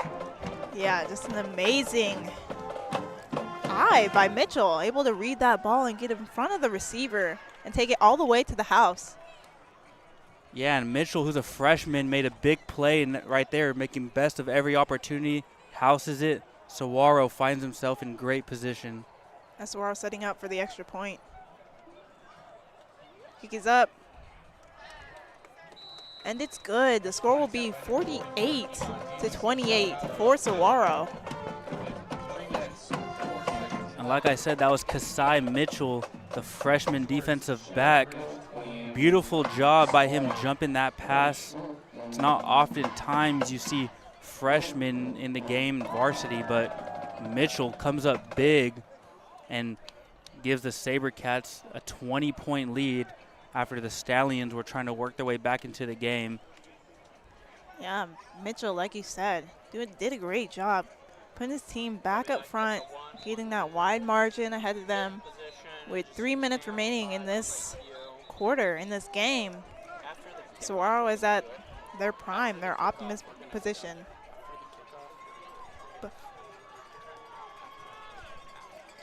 So Saguaro gets set up for kickoff. Like I mentioned, Mitchell, a freshman, making a big play, coming in clutch, and that's definitely going to be a memory that he holds on senior night, as oftentimes the freshmen do look up to those seniors, so something Mitchell has to talk about for years to come. Years to come. He'll definitely remember it.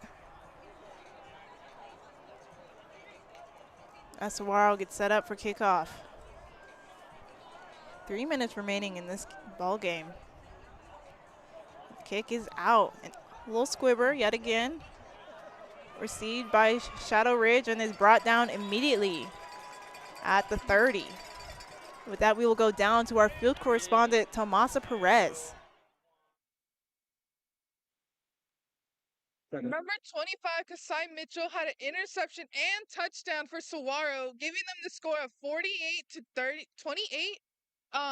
Let's see what happens at the end of the fourth quarter. The Sabercats look like they're in the lead. Thank you, Tomasa, for that recap. Like she said, the score is 48-28 with 3 minutes remaining in this game. As Shadow Ridge brings out their offensive squad. That'll bring up a timeout for Saguaro. I believe that is their final timeout.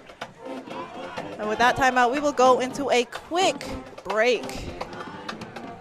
We will be right back. This is the Varsity Sports Show. Hey guys, Vince here to talk about Angel Dentistry. It's where my wife and I have gone for over 10 years, and we trust them with our routine and extensive dental care because they care. Dr. Amber Angel is an Arizona native, born in the town of Miami, and has been practicing in the Valley over 20 years. For general to comprehensive dental services, call 602-788-2008. Located off of Cave Creek Road, just north of the 101 in North Phoenix. Angel Dentistry, proud supporters of our young people and proud partners of the Varsity Sports Show.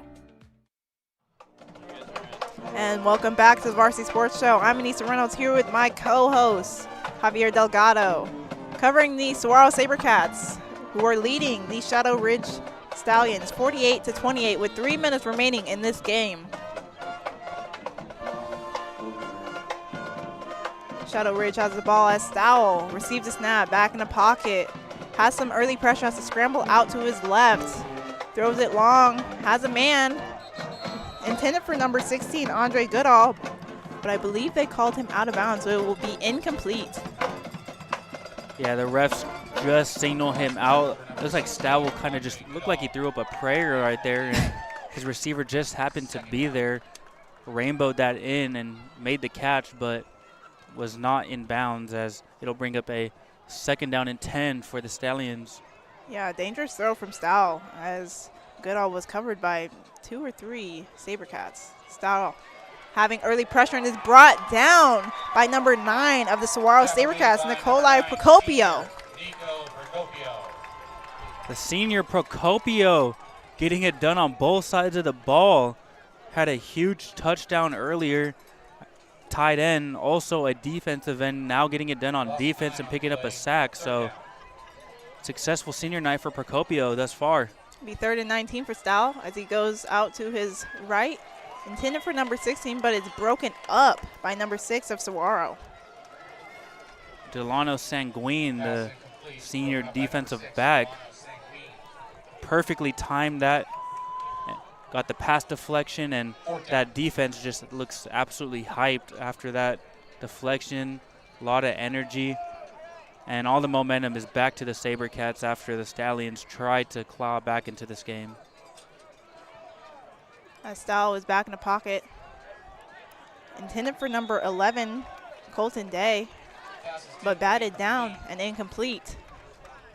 Yeah, it looks like that ball was tipped right there, and SaberCats defense, after that pick 6, all that energy shifted towards them, and it appears that the Stallions might just punt this away, as down 20 with 2:11 left. It looks like they might be waving the white flag. It'll be a turnover on downs. So Saguaro will have the ball at the 22. My apologies. I did not know that was a 4th down, but yes, like you said, Saguaro will be taking over. It'll be interesting to see if they try to punch one more in. I mean, it is senior night. There's 2:11 left, and they're already at the Stallions 20, so. Yep, and they have their senior quarterback in, Marcel Jones. So we will see what the play call is from Coach Darius Kelly.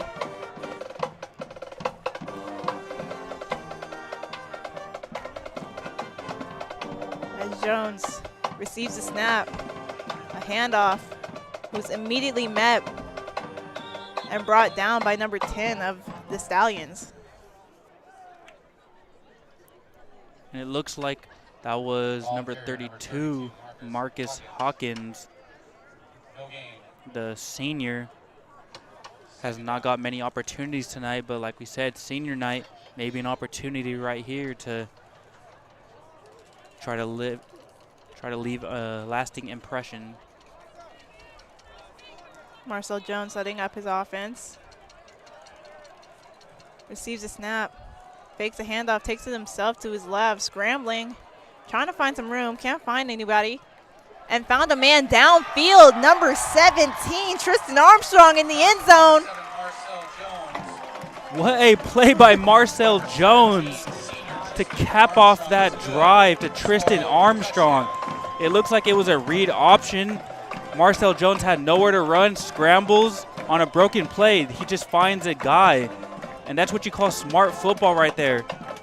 Nowhere to go, running behind the line of scrimmage with many guys chasing him. He finds a wide open Armstrong who corrals his second touchdown of the game. And that also Marcel Jones gets another touchdown, one through the air, one on the ground, and the SaberCats just put up a 50-burger. As they are attempting the extra point, there's a minute and 22 seconds remaining of this game.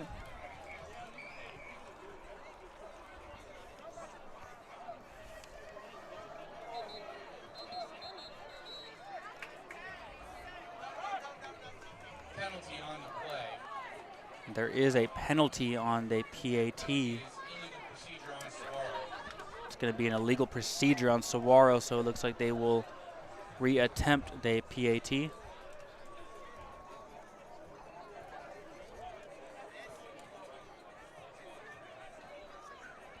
We'll back them up a few yards after the Marcel Jones touchdown to Tristan Armstrong. Beautiful play where looks like it was designed to run and turned it into a pass, but it looks like Saguaro will line up in an interesting formation with the tight end, Nikolai Procopio, lined up in shotgun with only one guy.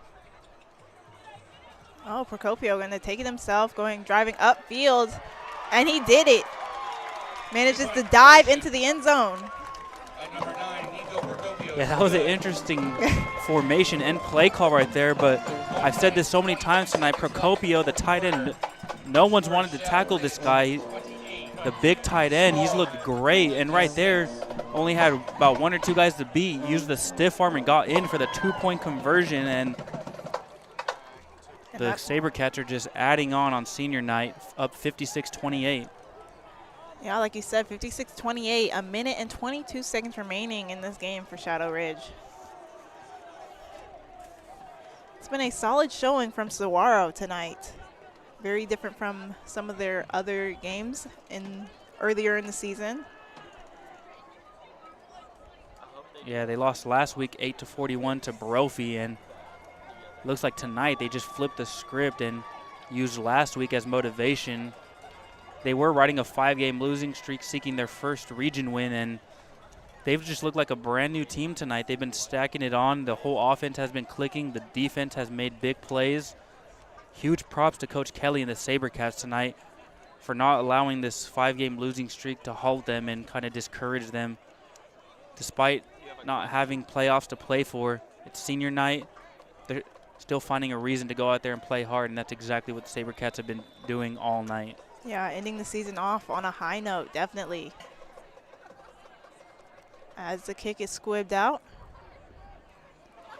and taken out by Shadow Ridge. Finds the sideline and is brought down near the 30. And there seem to be some extracurricular activities going on, with some penalty flags also being thrown.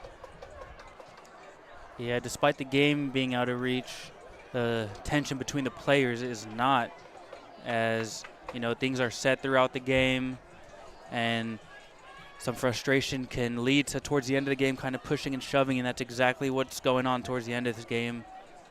That just shows that both teams have been fighting hard tonight, and sometimes things just get out of hand a little bit. Yeah, emotions are high in a competitive environment, always going to happen. So it looks like it's a personal foul on Saguaro and Shadow Ridge. It looks like the penalties will offset, and Shadow Ridge will just take over where the original spot is. So Shadow Ridge will start at the 31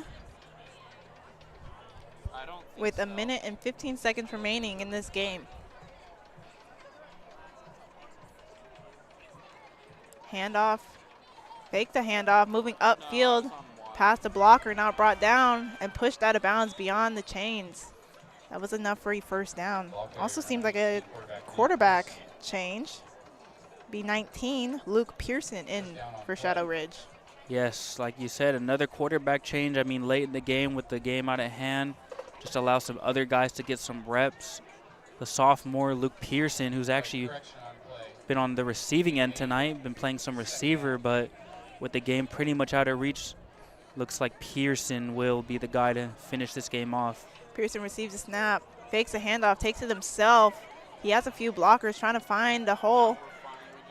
Is swarmed by some SaberCats, but a good carry from Pearson.